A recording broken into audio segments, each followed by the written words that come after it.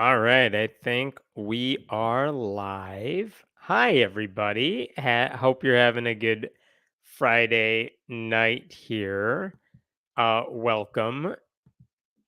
If you want to support this channel, this is the way to do it. Go to patreon.com/Hemet. We got a lot to get through today.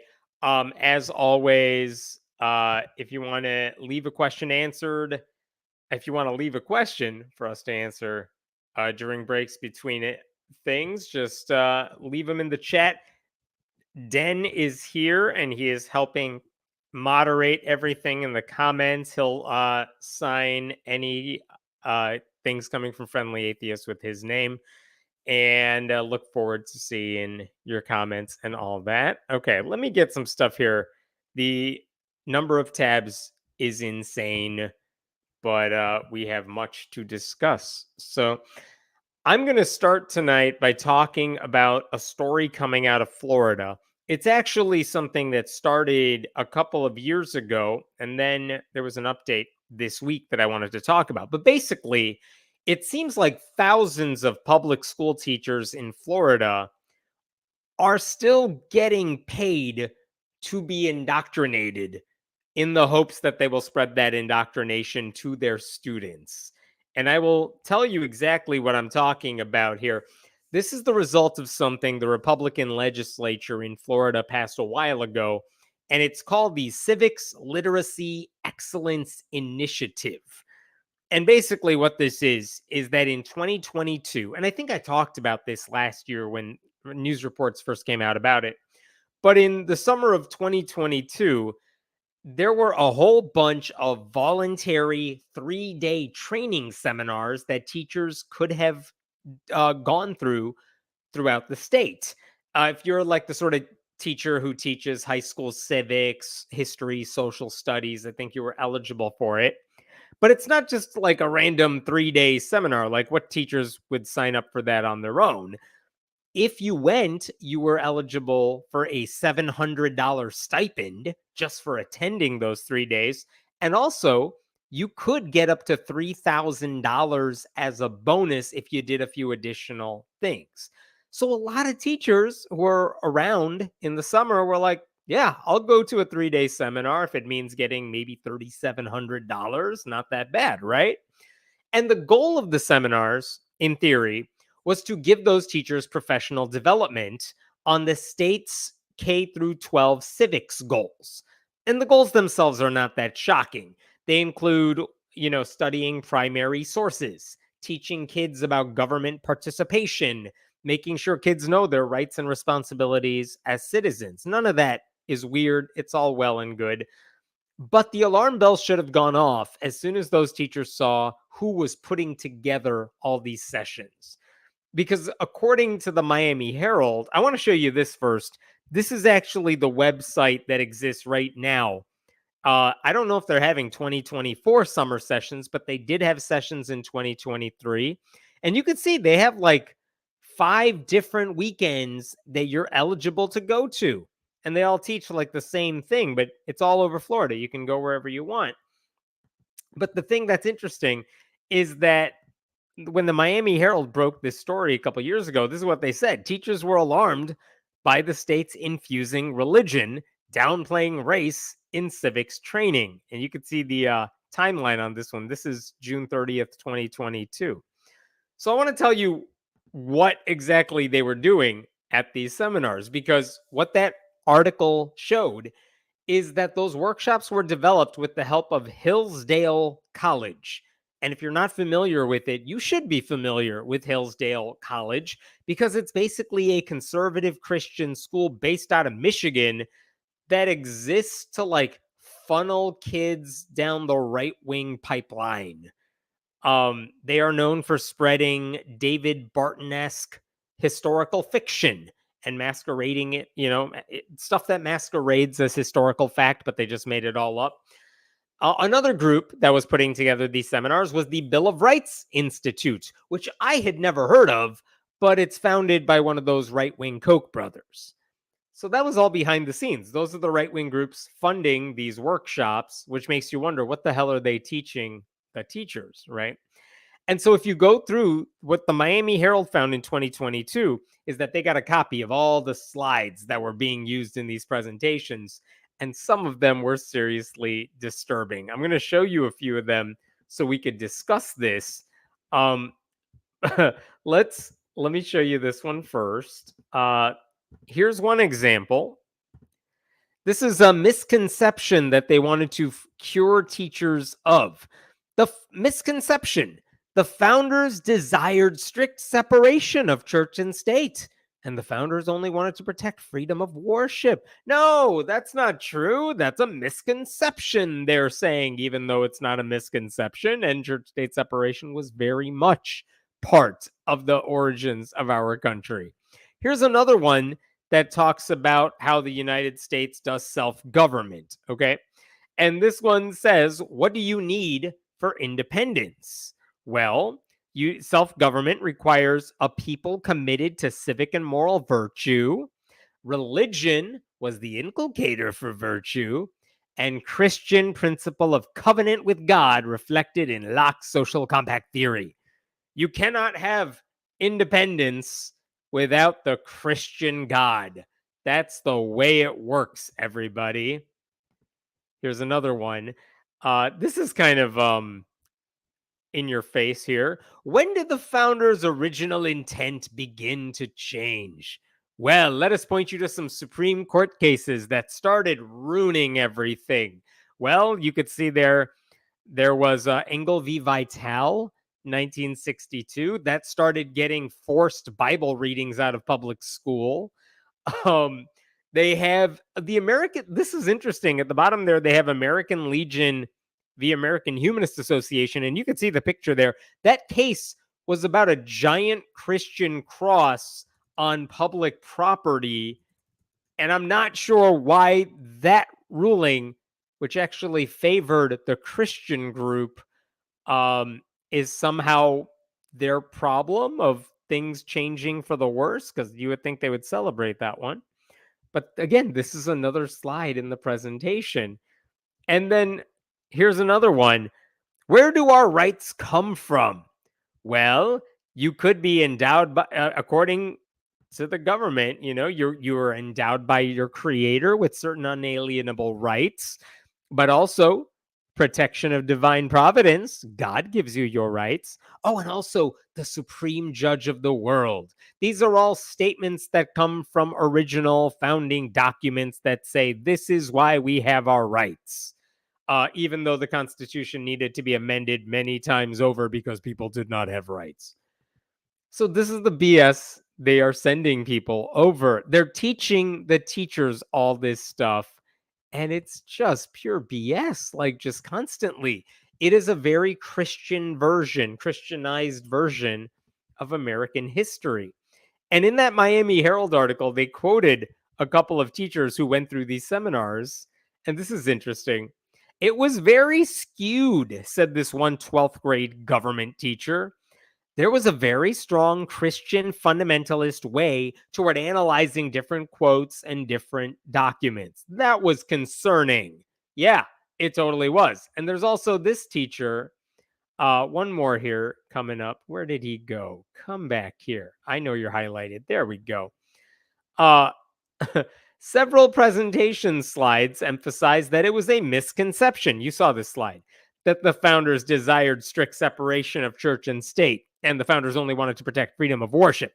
During breakout sessions, the state's presenters repeatedly mentioned the influence Jesus Christ and the Bible have in the country's foundation. And here's another teacher speaking. There was this Christian nationalism philosophy that was just baked into everything that was there. So this is in summer of 2022. A few teachers had gone through these seminars, and they were like, you guys, this is BS. This is very Jesus-y here. And to their credit, I mean, some of those teachers, the veteran teachers who had been around for a long time, they knew what was going on.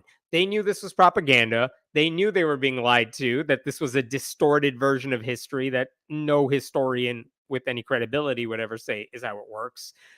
But here's the problem.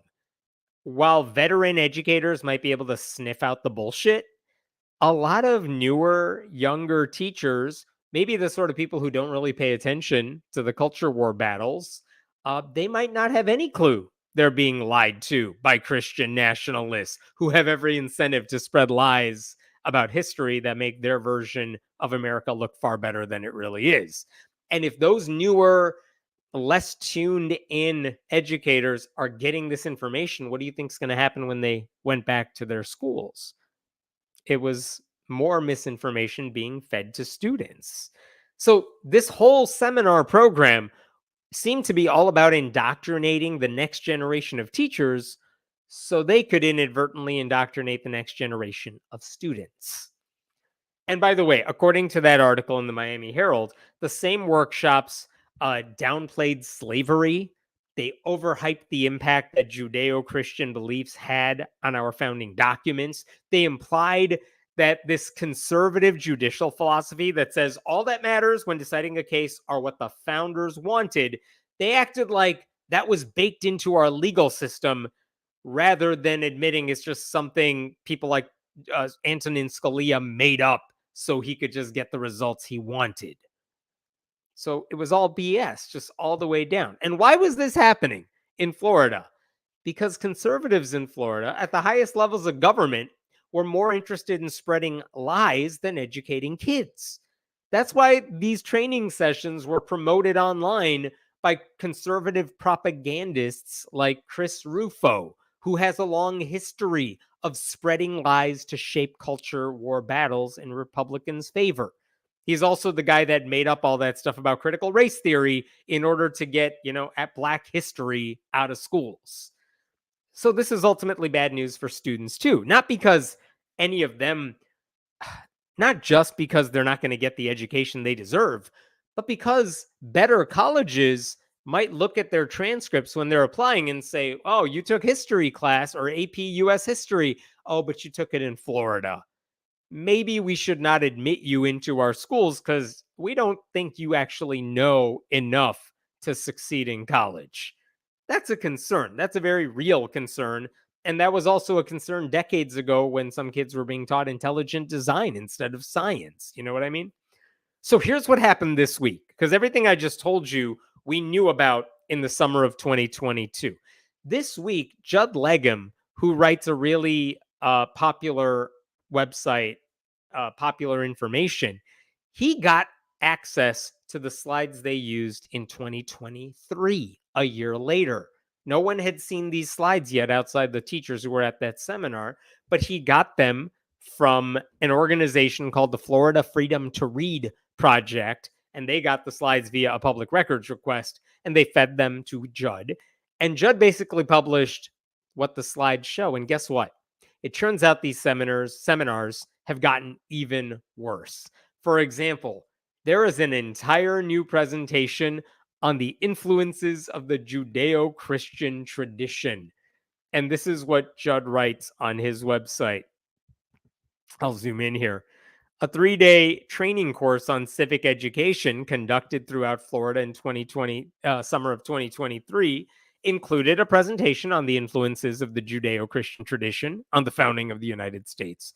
According to speaker notes accompanying one slide, teachers were told that Christianity challenged the notion that religion should be subservient to the goals of the state, and the same hierarchy is reflected in America's founding documents. That slide quotes the Bible to assert that civil government must be respected, but the state is not God. Teachers were told the same principle is embedded in the Declaration of Independence. Sure. These are some of the slides that were also in this presentation that were not in 2022's presentations, by the way. Look at this. What do we know about church and state at the founding of our country? Well, according to some dude, Peter, to be free, you need a republic. To have a republic, you need a constitution. To have a constitution, you need morality. And to have morality, you need religion. Boom. So to be a free people, you need Christianity somehow. By the way, Peter Littleback, the guy who said this, he's not a historian. He's a theologian at like a Southern Baptist seminary. He doesn't know anything. Also, that's a lie. You don't need religion to have morality. You know how I know that? Because I've seen how religious people act, and I've seen how atheists act. And I'm not saying every atheist is good, and I'm not saying every religious person is bad, but that is pure BS right there. So that's an example of a bad slide. Here's a couple other ones that also appeared in these seminars. I'll zoom in here. Judeo-Christian traditions. Well, we got to teach these teachers about creation and the fall because that influenced the Federalist Papers. Uh, there's also, the Ten Commandments. That plays a role in our country. So does, you think you have individual worth? Guess what? That comes from the Bible. This is stuff they are teaching teachers. They literally have slides spelling this stuff out. That's how disturbing it is. In addition to all of that, the presenters at these events, they prioritize the views of religious thinkers over the Enlightenment thinkers, like John Locke, when it comes to who influenced our founders. They cherry pick connections between the Bible and the Federalist Papers, like the ones I just mentioned, as if to say that's where our documents came from. Judd Legum spoke with Amanda Tyler of the Baptist Joint Committee for Religious Liberty, who's a strong church-state separation person. And she said it's basically interesting that in this entire presentation, how come nothing explains why, if religion was so essential to the structure of government, the Constitution doesn't mention God at all? And here's another reason why all this is very disturbing. This is a press release that DeSantis put out last summer. This is July 3rd, 2023 up here. And look at this. DeSantis announced that Florida has awarded 11,000 teachers more than $33 million for completing this training that they are basically indoctrinating them into Christian nationalism with. And this is still ongoing as far as I can tell, because DeSantis's proposed budget for 2024 and 2025, he actually wanted $45 million allocated to this program. I think the Republicans in the legislature brought it down to $10 million, but it's still a lot of money they are offering for this program, which is all to say, like, this program isn't changing anytime soon. DeSantis and his allies have repeatedly said comprehensive secular education, that's just liberal indoctrination to them. So they are doing everything they can to shove historical and scientific lies into public schools, fueled by conservative dollars and Christian academics. Like, they can't win on the facts, so they're trying to win with the lies. And Christian nationalists are supporting them all the way. And all of this is happening while in Florida right now, DeSantis is decimating public schools by taking money that should be going to them and giving them to private schools or charter schools via vouchers. It's all extremely disturbing. It should not be happening. And I don't know what teachers are going to do about it. I don't know what choices they have here, but it is disturbing that this is the education a lot of teachers are getting and that they might be handing off to their students. Okay, I'm going to pause there for a bit, but I'll take any questions on this story. I don't think there are any, so just give me a second to set up the next one. I'm going to try to whip through these as quickly as I can tonight here.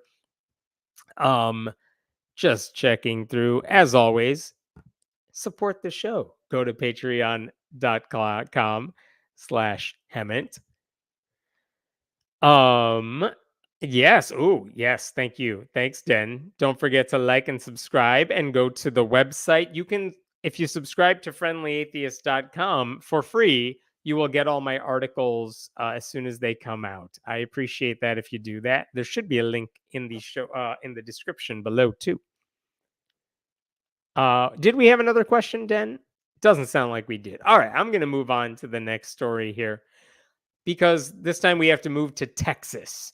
The Texas GOP this week, they basically released their draft platform for the coming year. And when you're talking about a state party and the state Republican Party in Texas, and you say, what's on your wish list of things you'd like to do? It is some crazy, crazy stuff. So they released this last weekend. They finalized it sometime earlier this week. And of course, a lot of the items on here, we know it's never going to happen.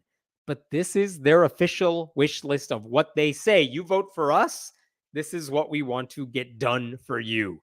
And of course, it's all horrifying stuff because the items on there are concerning, they are disturbing. They go so far beyond just references to the Christian God.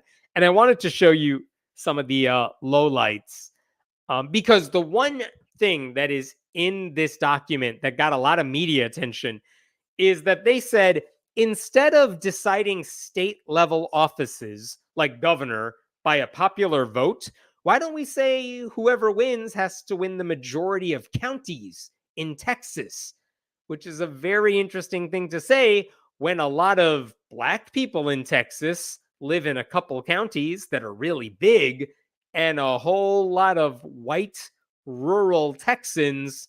Like, you might have a Texas county with hundreds of thousands of people, if not a million people. And then you have a whole bunch more Texas counties with like 1,000 people in it.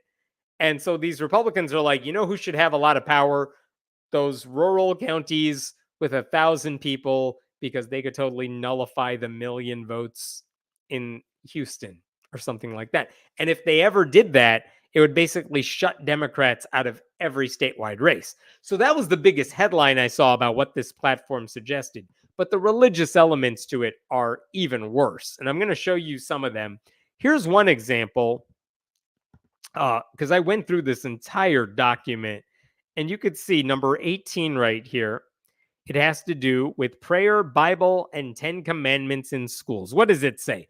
We support affirmation of God, including prayer, the Bible, and the 10 commandments being returned to our schools, courthouses, and other government buildings. Like, what the hell? This is one way for Texas Republicans to basically say, hey, Jews, Muslims, atheists, every other non-Christian, we don't have any place for you in the state of Texas. Everything is bigger here, including the bigotry. It's also weird for them to say, like, we want to shove the Bible into courthouses because our entire system of justice, in theory, is dependent on the facts and the rule of law and not archaic religious rules. And then they're basically admitting out loud here, we want to get the prayer and Bible and the 10 Commandments back into public schools. Why? What benefit does that offer anybody? It doesn't. We've had this discussion before. The only reason these Christians want to see their God affirmed in public places is you would have to think their faith is incredibly weak.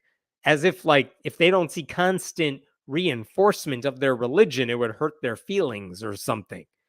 So that's disturbing. And that's just one item on this list. Let's go to a different one. This is item number 88. Let's see. Religious freedom in government schools. We demand school administrators and officials protect the rights of students and staff to pray and engage in religious speech, if individually or in groups, or school property without government interference. Stop there. Guess what? That's already the law. No one's arguing that. Okay. We urge the legislature and the State Board of Education to require instruction on the Bible. What the hell does that mean? What does instruction on the Bible mean that's so vague and ominous? And they also want to require servant leadership and Christian self-governance. Like, those buzzwords are scary because I don't know what they actually want people to do with that, but yikes. We support the use of chaplains in schools to counsel and give guidance from a traditional biblical perspective based on Judeo-Christian principles with the informed consent of a parent.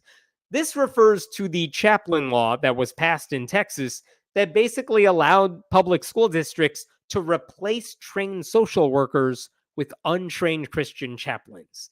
And you could tell, you could see in that document right here that they kind of get fuzzy with the language. They say, well, we only want students to see those Christian chaplains if the parents say it's okay. But what happens if you're a gay or trans student who could really benefit from speaking to a mental health professional at your school because of all the BS you're dealing with? Like, if your parents say, like, what, you're gay? Nope, don't go see a professional. go see a chaplain instead. That would have parental consent, but it wouldn't be good for the kid. And if the kid doesn't want to come out to their parents, they wouldn't get to see someone they actually need to see. Like, that's really disturbing. And by the way, we've talked about this too. After Texas passed that chaplain law, a bunch of chaplains wrote letters to the state lawmakers saying, don't do it. Don't put us in schools. It's a horrible idea. But no one listened. And the Republican who kind of spearheaded this bill, he even admitted in an interview that chaplains represent God in government. This is their way of shoving Christianity into public schools. And again, I want to go back to they want instruction on the Bible. What does that mean? I'd have no idea. It's very disturbing.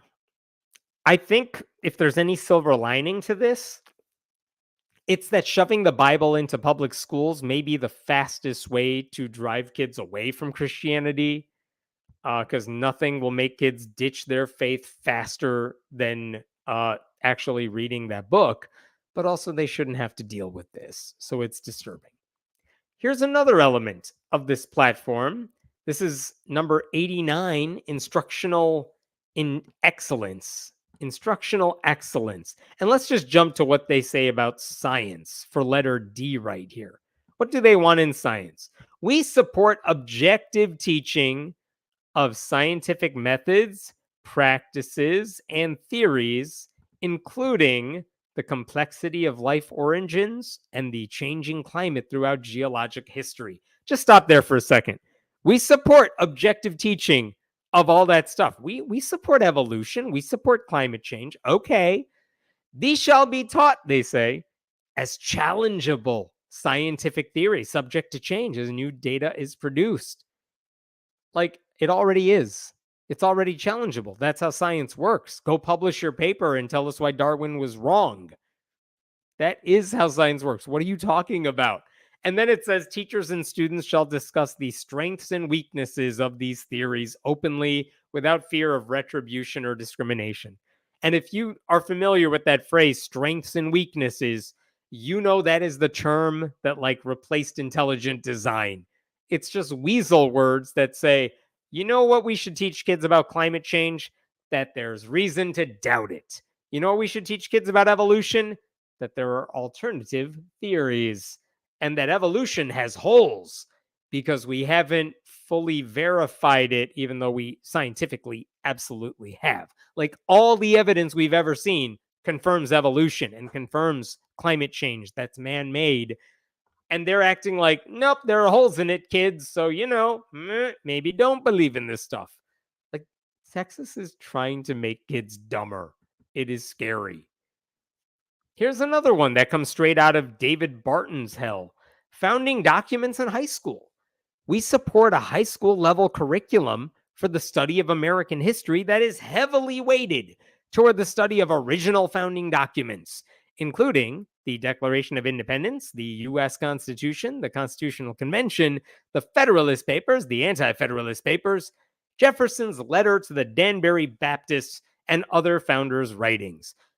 First of all, almost all of that, if not all of that, was written before slavery was illegal and before women could vote. So I guess that's the history they want to go back to. It's also weird that Jefferson's letter to the Danbury Baptists is included in there, because I know a lot of you atheists know this. That's the letter Jefferson wrote where he first brought up publicly this idea that there ought to be church-state separation. So that seems odd. Why would Republicans want kids to know about that, of all things? And I can help you out there. The reason is when David Barton, the Christian pseudo-historian, talks about that letter, he twists its meaning, because in his view, Jefferson was saying a wall needed to be built, but it would only operate in one direction. The state cannot interfere with the church. But David Barton goes on to say the church can totally interfere with the state. So that's why they want these kids to read that letter, I guess. I don't know how they want that letter taught to students, but I don't trust whatever they have going.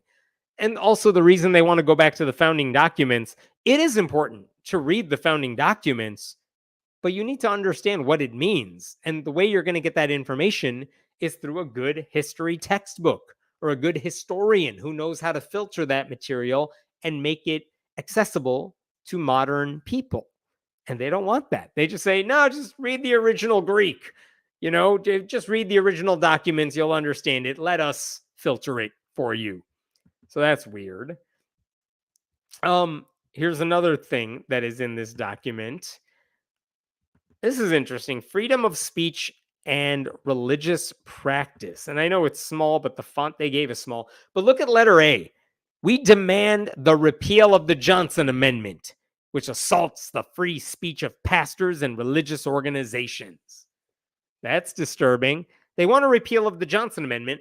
The Johnson Amendment is the thing that says if you're a nonprofit group, including a church, but also including like Planned Parenthood, you cannot tell your members how to vote. You can say on this issue, this president does a good job or doesn't do a good job. And you could put out a scorecard if you want, but you can't tell people how to vote. And this is saying, nope, we're going to overturn the law somehow, even though it's just the state of Texas. We're going to overturn the law that says we can't preach about this so that we could preach about this. And what's even worse about that idea is is this idea that they're actually persecuted, that they don't have free speech because of the Johnson Amendment. Because, like, one, the IRS doesn't go after people who violate the Johnson Amendment. It's frustrating, but it's true. And also, they've been egging on the IRS for years. They've been telling their congregations how to vote. You know what happens? Nothing. Like, none of them have lost their tax-exempt status. And I also think it's a bad idea, though, because if the Johnson Amendment was repealed, you know what would happen? A lot of conservative Christian megachurches would just become arms of the Republican Party. The Republican Party would go to every big church in their community, tell people, you need to vote for me or else hellfire. And their pastors would come on stage and say, yeah, what that guy said. And it would, I don't know why you'd want to go to church at that point, because it's just a meeting of young Republicans or something. Like, it's just a bad idea for them. There's another thing they say in this section. Look at letter D. Right over here. Sorry, I can't highlight it well, but I'm going to zoom in here. Nor shall services or other church functions, right above my head, right over here. Nor shall services or other church functions ever again be shut down or suspended by overreaching civil authorities under any pretext whatsoever. What's that all about? Well, during COVID, you may remember that people weren't allowed to gather in large groups. There were laws, there were ordinances, local ones passed that said you can't get together in close proximity with strangers. I don't remember if we knew about masks at the time, but they basically said you can't gather in large groups. You got to socially distance, wear a mask if you can, don't chat, don't mingle, things like that, which is why a grocery store was safe to go to, because you're in, you're out, you don't talk to people, and why churches and like YMCA meetings or something were not allowed.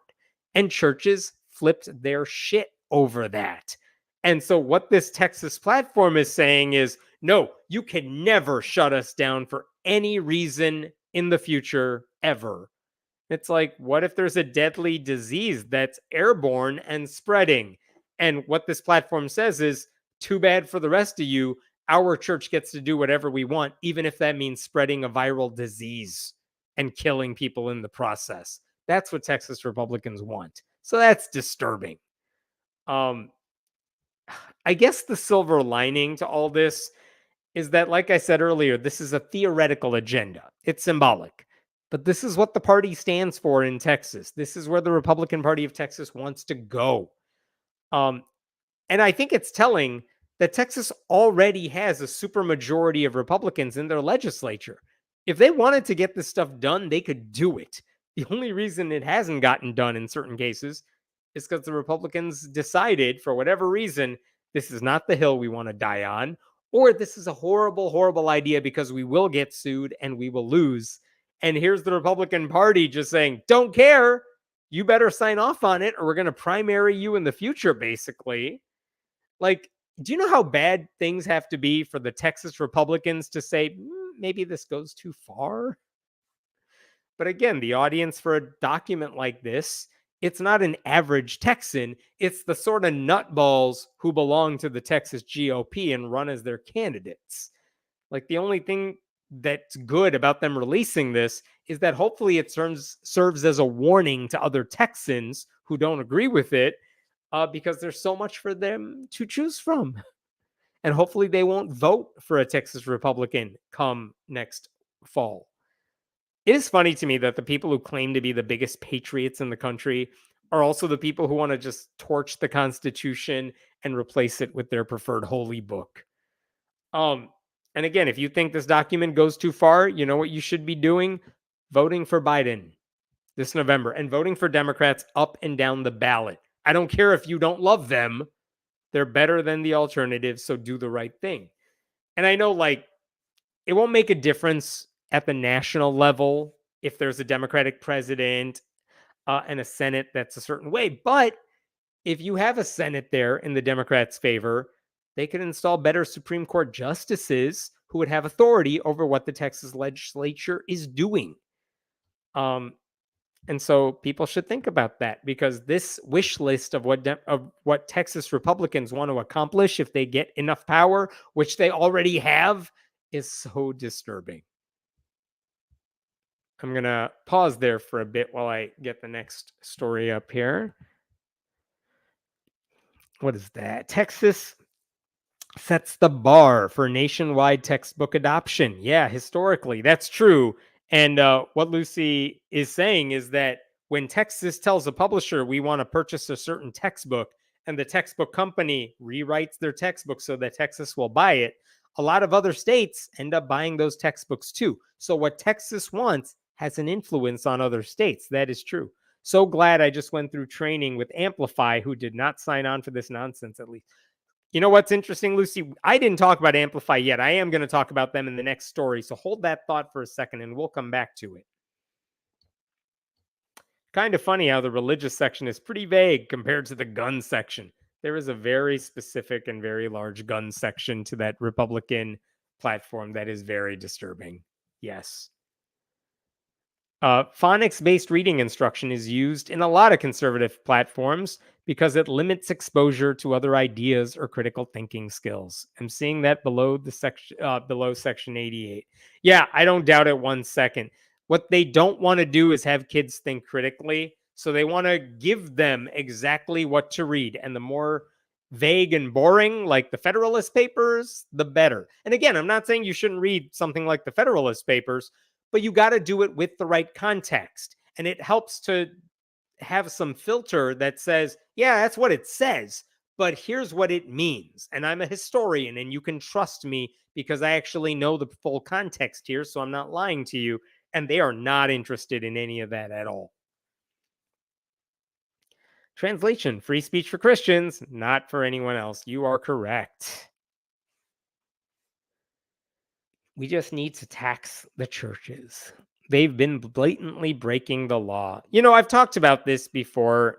If you want to tax nonprofit groups, that would include churches, I get the sentiment. I don't want nonprofits to be taxed. I think it's a good thing that nonprofits, and that includes churches, are not taxed because they're providing a service that for-profit companies are not going to provide. I think that's a good thing. I think it's a good incentive not to tax them. My problem is that if churches specifically are breaking the rules that they agreed to, then you should be able to take away their tax exempt status and like make them pay their taxes. Like, that's also free speech. You can promote whoever you want, then just pay your taxes. But they don't want that. They want to have their cake and eat it too. That's why this is so troubling. All right, let me pull up this next little bit here.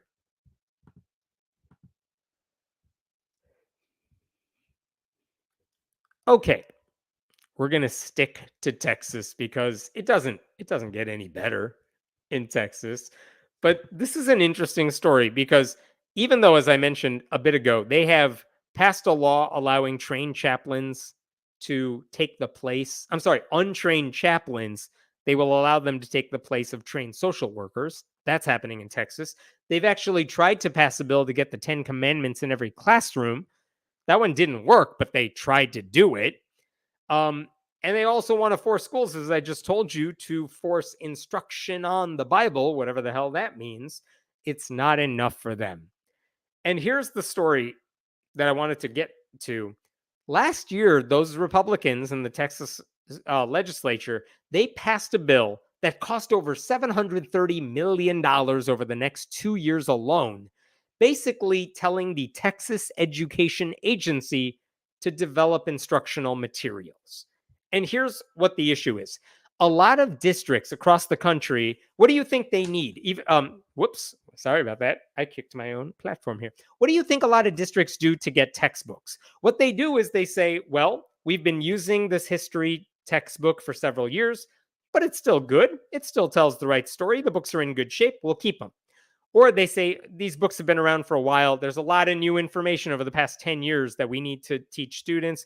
Maybe we need to purchase different textbooks or a digital textbook or something like that. This is true across the board over different subjects.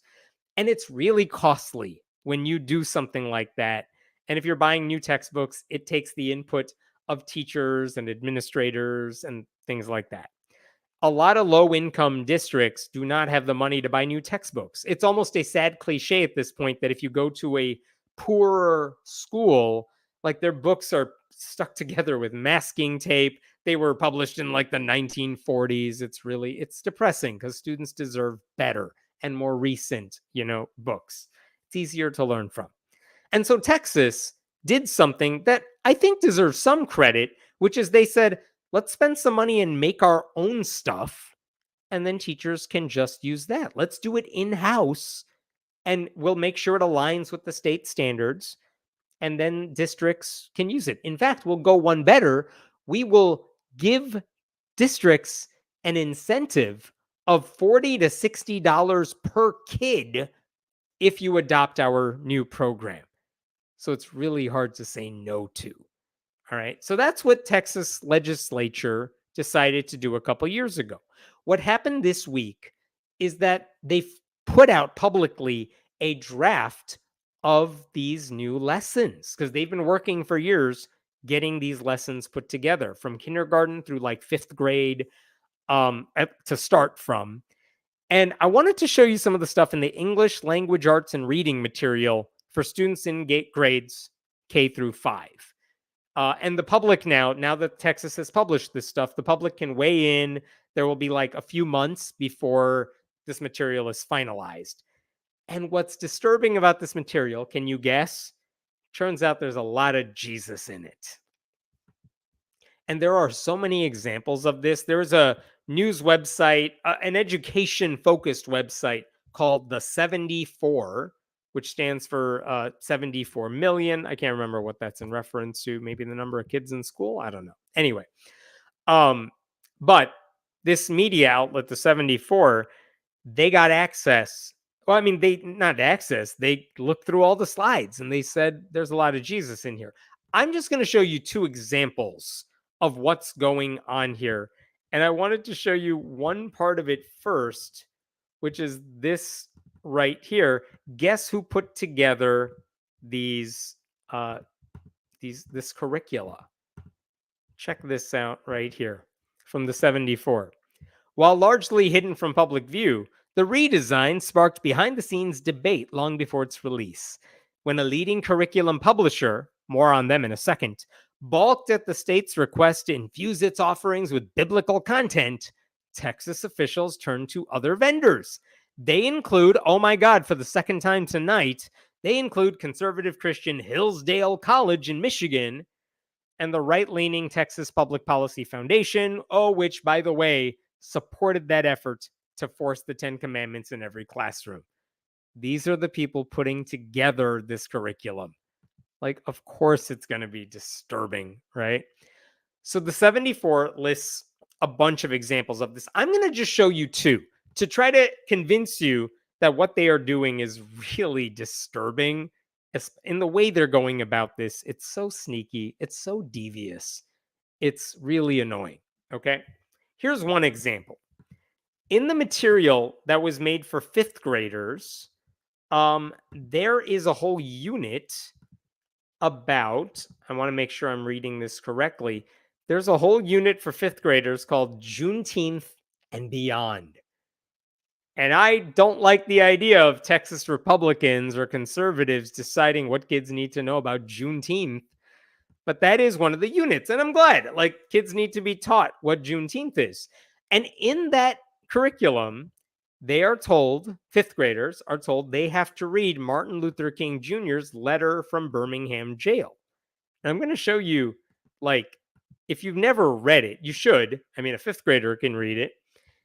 It's not short. This goes on for like 6 pages or so on this document. But if you're not familiar with it, the letter from Birmingham jail is something Martin Luther King wrote after he was arrested during a nonviolent protest. And when he was sitting in that jail, he read some newspaper piece where several white clergy members were basically saying, hey, black people, be patient, fight racism through the courts, stop it with all the protesting. And Martin Luther King is like, no, we're not stopping. We're doing the right thing. And in fact, history is on our side because throughout history, protests, nonviolent protests, have carried the day. So how dare you tell us to sit back and wait our turn, because it's not going to happen unless we force their hand. So that's what the letter says. Fascinating to read. Famously in this letter, Martin Luther King says, "For years now, I have heard the word wait. It rings in the ear," he says, "of every Negro with a piercing familiarity. This wait has almost always meant never." Powerful words. He also quotes the line, "Justice too long delayed is justice denied," which I'm sure you heard this week as well, for reasons. But then he says one thing in the middle of this essay. I'm looking at page 3 of the document I was looking at here, but I'm going to point you just to the middle of this, because look at this one little section in the middle of nowhere right there. And he says, because he is a reverend, he can make religious references. Of course, there is nothing new about this kind of civil disobedience. It was seen sublimely in the refusal of Shadrach, Meshach, and Abednego to obey the laws of Nebuchadnezzar, because a higher moral law was involved. All right. It was practiced superbly by the early Christians who were willing to face hungry lions and the excruciating pain of chopping blocks before submitting to certain unjust laws of the Roman Empire. To a degree, academic freedom is a reality today because Socrates practiced civil disobedience. Okay, powerful words. Now, here's where it gets sneaky. If I went to the Wikipedia page for Letter from Birmingham Jail, and they talk about the summaries and themes and all the stuff you're supposed to take away from this letter, you know what doesn't show up anywhere in this article? Those Bible references I just mentioned. Why? Because it's a random sentence. Martin Luther King Jr. is making a reference to some biblical characters for reasons I'll tell you in a second, but it's not that big of a deal in the grand scheme of things. All he's doing is making a larger point that a lot of people have done civil disobedience to get the outcome they wanted. Now, in case you're wondering, what is that reference all about? Those 3 guys and the king. In the book of Daniel, those 3 characters, Shadrach, Meshach, Abednego, they were thrown into a furnace because they were not bowing down to an image of the king of Babylon, Nebuchadnezzar II. But when the king looked to see them burned up, guess what he saw? He saw 4 figures, the 3 dudes, and one person who looked like a son of God. And basically, those 3 men were unharmed. And the lesson we're supposed to take away from that is you don't worship false idols. You have faith in God. And guess what? Even when they tried to destroy you, God was protecting you. And Martin Luther King Jr. was saying, Hey, those guys practiced a form of civil disobedience. They did not bow down to that idol. They worshiped God and they were saved. But isn't that civil disobedience too? Now, again, I want to repeat that is not a big takeaway from the letter because that is a point Martin Luther King Jr. makes over and over and over. You don't need to know that Bible reference to make sense of it. But what they are doing in Texas is they're saying, of all the things kids need to learn from letter from Birmingham jail, you know what they really need to learn about? It's that Bible story. All right. So here's an example of what I mean. There's a section, there's a short essay that kids can respond to their reading. A short constructed response reading question. Read the question carefully, then write your answer. Why did Martin Luther King Jr. reference the story of Daniel in his letter from Birmingham jail? Support your answer with evidence from the text. Like, they don't have any other short answer responses in the curriculum, not in this unit. But of all the things they want kids to write about, it's why do you think he mentioned those characters? And in order to make sense of those characters, you got to know the story. How are they going to know the story? Well, guess what? In a reader that they provided for students in this draft curriculum, they spend so much damn time talking about this. Look at this. A whole section on references from Daniel. Look at the bottom here. Look at this part right here. They're saying, Martin Luther King Jr. was a reverend. It would have been familiar to Christians and Jews who read his letter. To understand King, one must also understand his religious references. Like, no, if you want to understand King, you don't need to know the Bible references, certainly not to like ancillary characters that appeared in a book most people have not read. But guess what? Texas is helping you out because they now go through the entire story of that story in the book of Daniel. Oh, look, the destruction of Jerusalem. Oh, look, the Babylonian Empire. Oh, look, here's what it said. Oh, Daniel chooses faith over temptation. Got to teach kids about that. Oh, look, there's the king's idol that those three men were supposed to worship. Oh, look, they were supposed to be burned alive, but they weren't because they had their faith. This goes on for so long. Oh my God. It's like 6 pages talking about this Bible story. Why?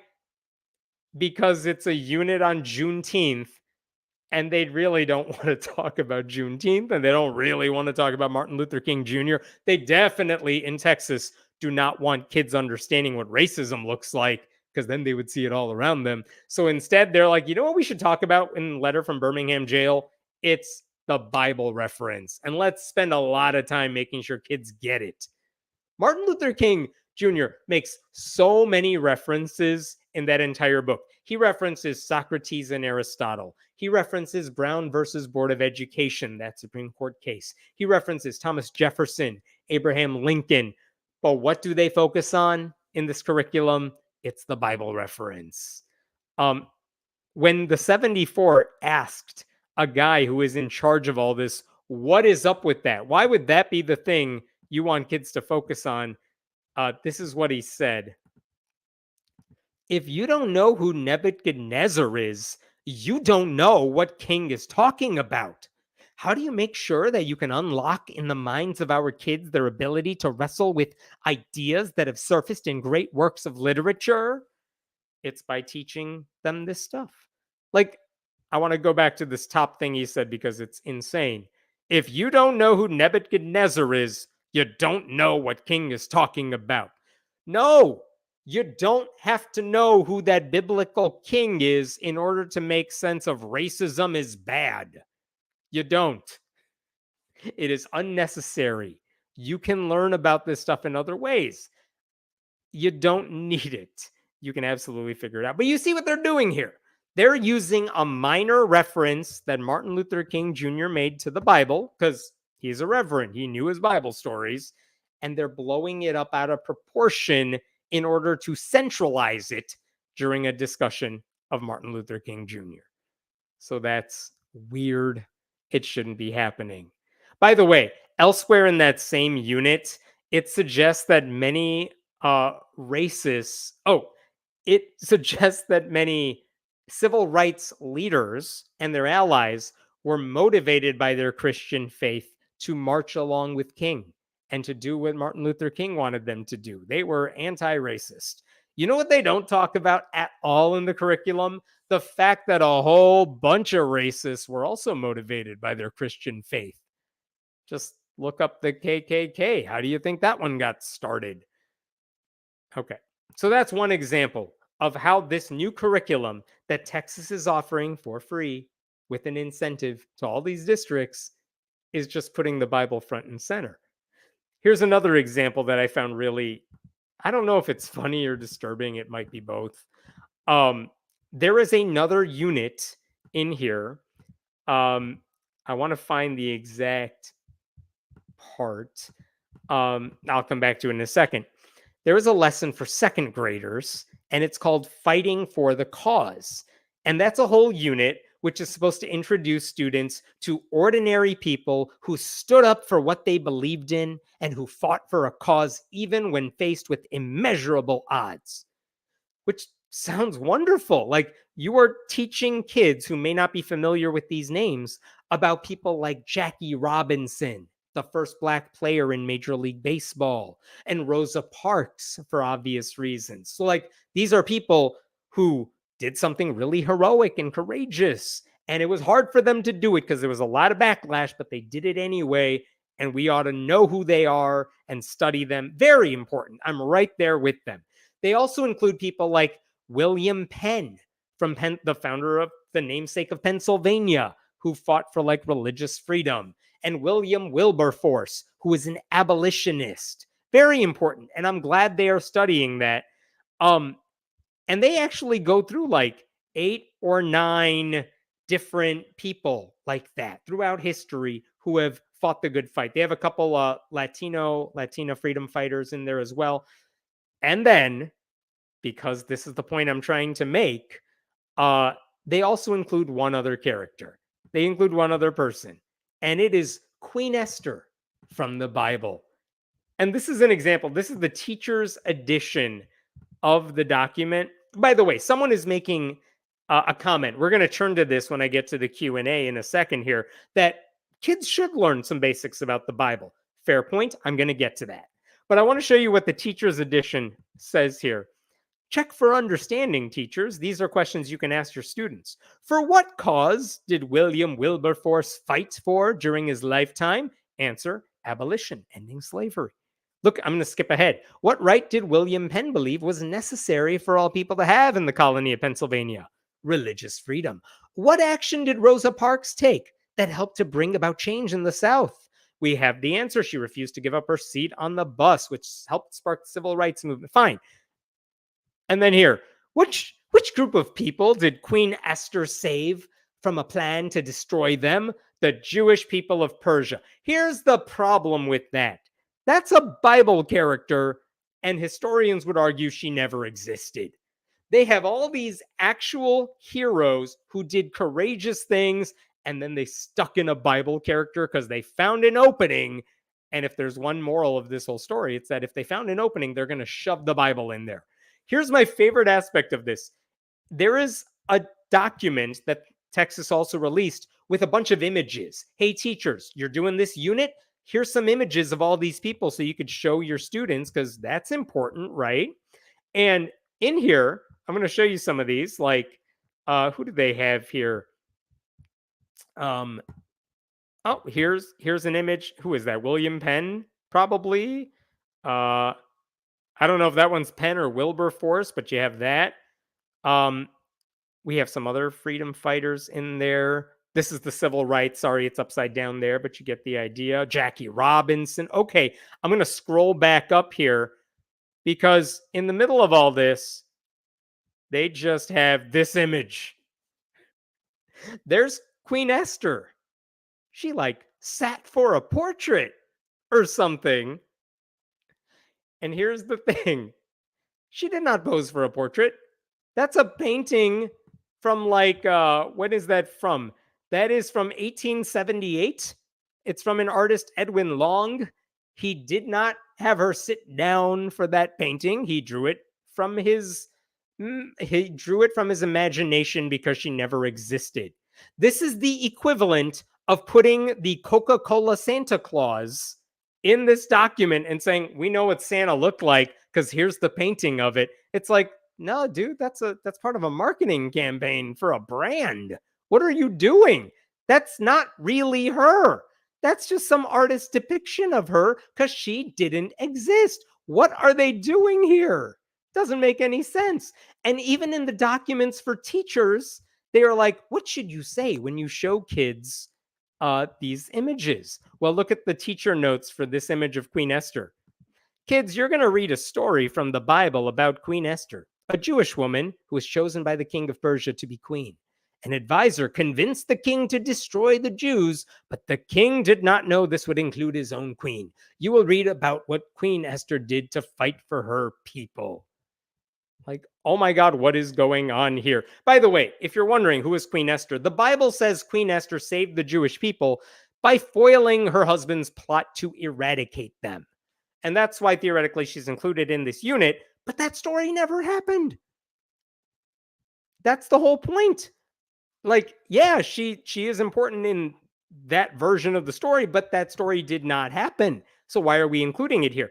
The point is, throughout these lessons, Christianity is treated as fact. Why are we doing that? The Bible's characters are not referred to as characters, but as real people whose stories were told in the Bible. That's disturbing. I'll show you one more and then I'll move on from here.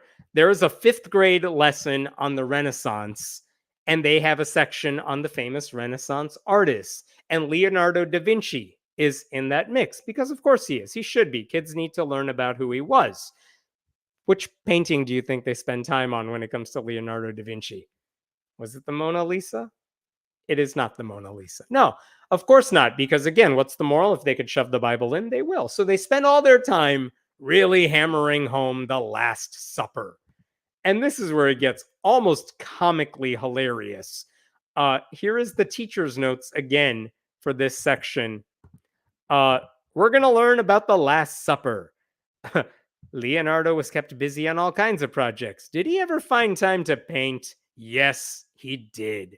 And let's talk about the Last Supper. Look at this last paragraph here. The Bible explains that Jesus knew that after this meal, sorry, I'm going to zoom in here. After this meal, he would be arrested, put on trial, and killed. Let us read the story in the book of Matthew to see for ourselves what unfolded during the supper. That's page 22. Look at the notes here.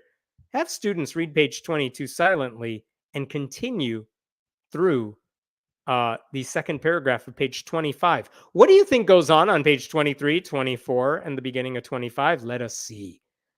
Well, if I scroll down here a little bit, oh, we have the painting of the Last Supper. Sorry, it's backwards here.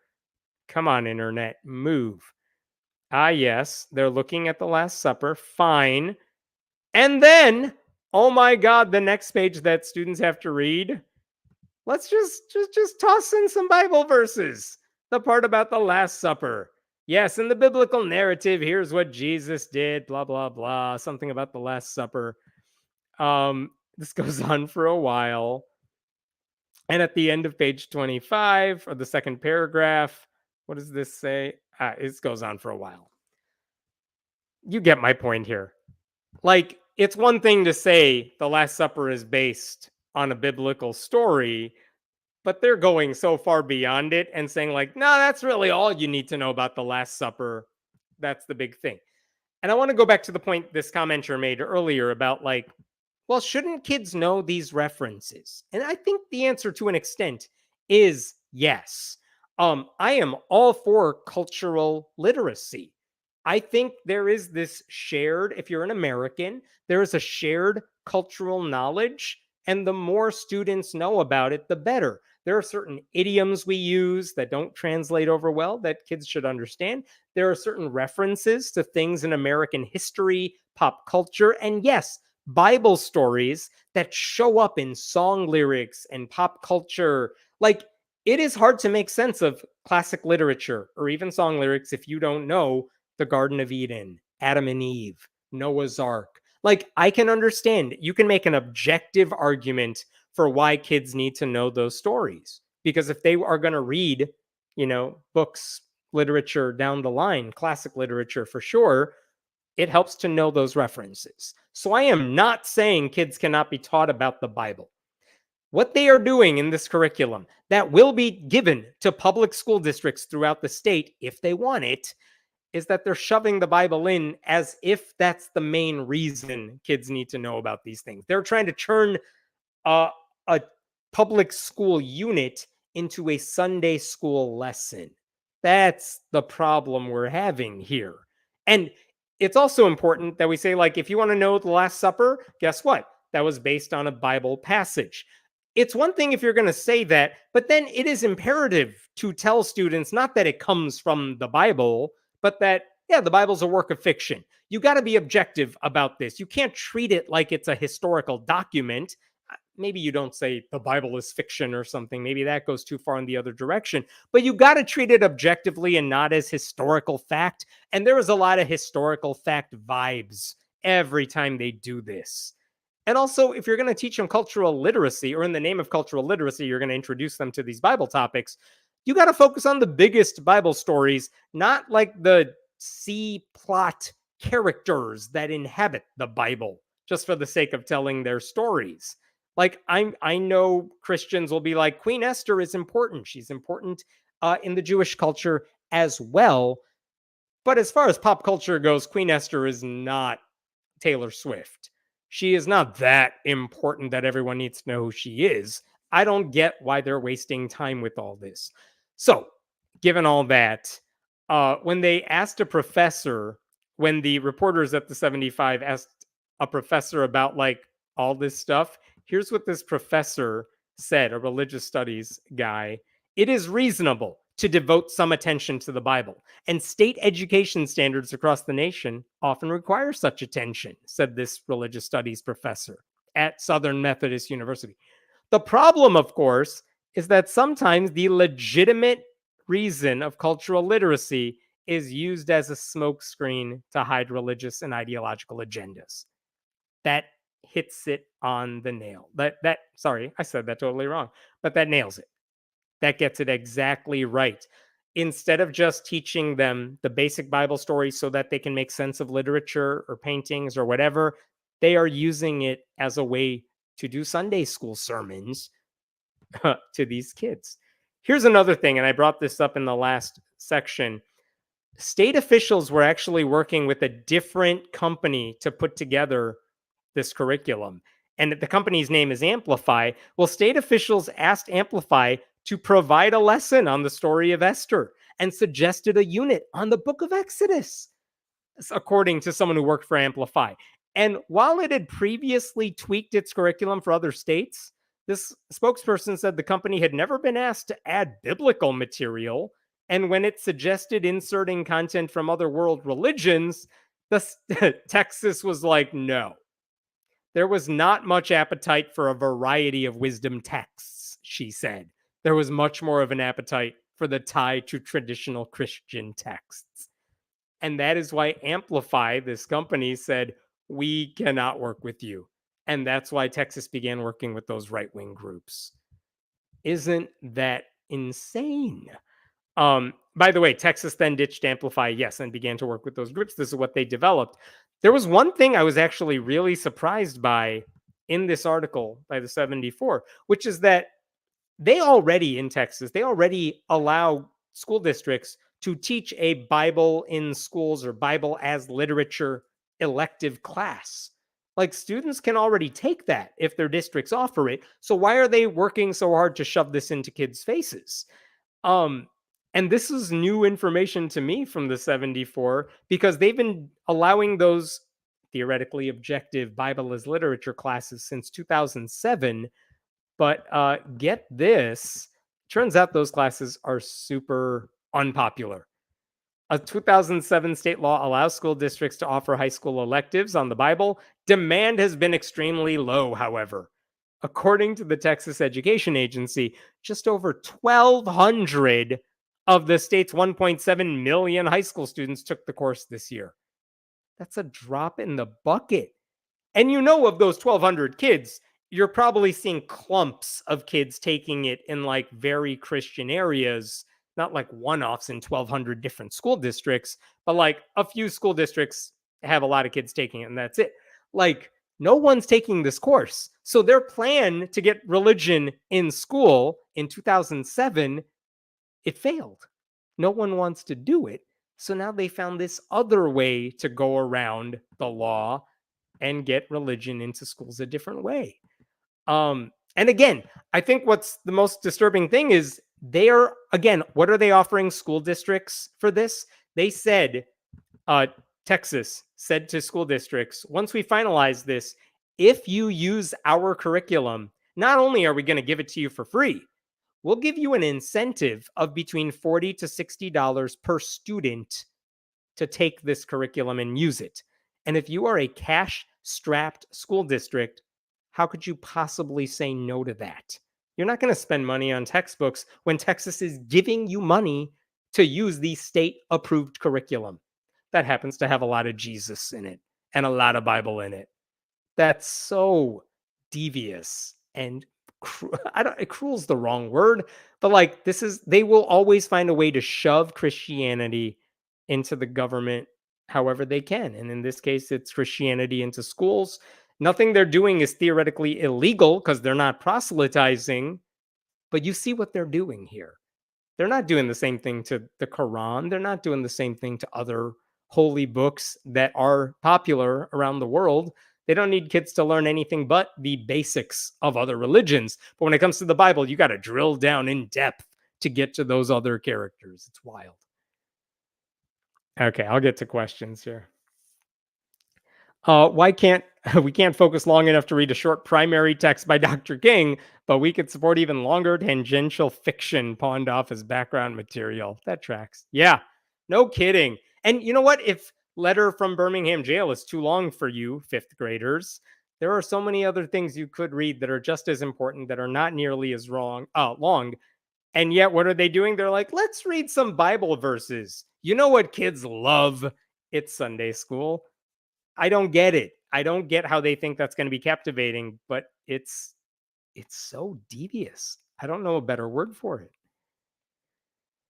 This is why I left Texas. I'm a Heritage Museum art educator, and the politics around sharing history gets in the way of just telling people what happened. No kidding. Like, just let the experts, people who study history, who teach history, let them tell the public schools, like, hey, this is what we feel children need to know in order to have a good understanding of the subject area where we are experts in. And instead of getting those people to make these decisions, they're going to a Christian college in Michigan and saying, how do we make sure the Bible gets in everything we are doing? And by the way, I mentioned those examples to you during the segment. There are plenty of other examples. There's a whole section on King Solomon of the Bible. There are other biblical references throughout this thing. These are not the only ones. Is this actually going to be taught in public schools? Yeah. I mean, that's the entire purpose of creating this curriculum. It's to give public schools a free curriculum that they could use while dangling some money in front of every school district saying, use it. Here, take some cash. Here's a briefcase of cash. And this stuff is all online. We've made it easy for you to use. And it aligns with state standards. So districts are like, well, it does our job for us. It's great. But again, going back to what I was talking about earlier with like the Florida civics education treatment, there are some teachers who will understand what's going on here. And they will find a way to educate their students in a way that is solid and defensible. But a lot of teachers do not realize what's going on here. So they're going to follow suit and they will indoctrinate their kids with this stuff. And, that 10 years from now, there's some Texan kid going to college somewhere and they will be saying like, oh yeah, I remember a Letter from Birmingham Jail. It's that letter Martin Luther King Jr. wrote about Nebuchadnezzar. And oh yeah, freedom fighters, I remember them. Queen Esther. She's just like Rosa Parks. It's like, what are you talking about, child who doesn't know anything in our college? What grade level is this text? The Queen Esther one I was showing you is for second graders. The Martin Luther King Birmingham jail reference, that was for fifth graders, but the material they released publicly is K through 5. But I believe they're developing it for K through 12 in the long run. But again, what happens now is there's a couple months where they will take public input when it comes to any changes, and then they'll finalize it and make it available for schools. I don't know if it's going to go into effect this next school year, but it might. And yet they cut art and music and a number of other programs that would have much higher attendance. Man, no kidding. I'm right there with you. They focus on this stuff, and who needs music? Who needs art? Don't worry, we'll teach you about art. Let's read our Bible verses about the Last Supper. Yeah, it's really disturbing. Kids deserve better than that. It's just too bad Texas lawmakers don't like the kids in Texas as much as the rest of us do. We think they deserve better. Just finished Black History AF. Who is that by? That sounds fascinating. And good discussion about civil disobedience with regard to Martin Luther King Jr. Recommended. Thanks, Mark. I don't know who wrote Black History AF, but that sounds fantastic. I love the title. We'll find out. We'll get the answer to that in a second. I haven't read the book of Daniel because Evan hasn't read it to me yet. I don't know if I'm going to get to that one. I'm done with the Revelation series. I'm going to take a break from those Bible readings. You'll never believe this. They kind of get boring after a while. I try to make it interesting, but it's hard. Any other comments here? We're going to, here we go. The answer. Who wrote Black History AF? It is Michael Harriot. Thanks, Den, for that. And Jesus saves, and now you can too at the Bible Factory. Is that a song reference? I don't know, or did you make that up? Because I like that. That amuses me. All right. Yes, please subscribe. Ooh, we have a scrolling text. I like it. I feel like I want to do one of those bouncy things, and you can all karaoke this shit. Okay, go to friendlyatheist.com. Go subscribe. I'm gonna delete 97 tabs, and I'm gonna get to this next story over here in just a second. All right. Oh, I think you're gonna appreciate this one. By the way, while I get to that, I don't know if I told you all this last week, but I spent 3 hours talking to the Christian hate preachers. They were in my area. I talked to them last week, 3 hours. It was me, 2 hate preachers who, and when I say hate preachers, I mean they call for the government execution of like people who are gay. They celebrate whenever there's a mass shooting at a nightclub or something. Really just horrible, horrible people.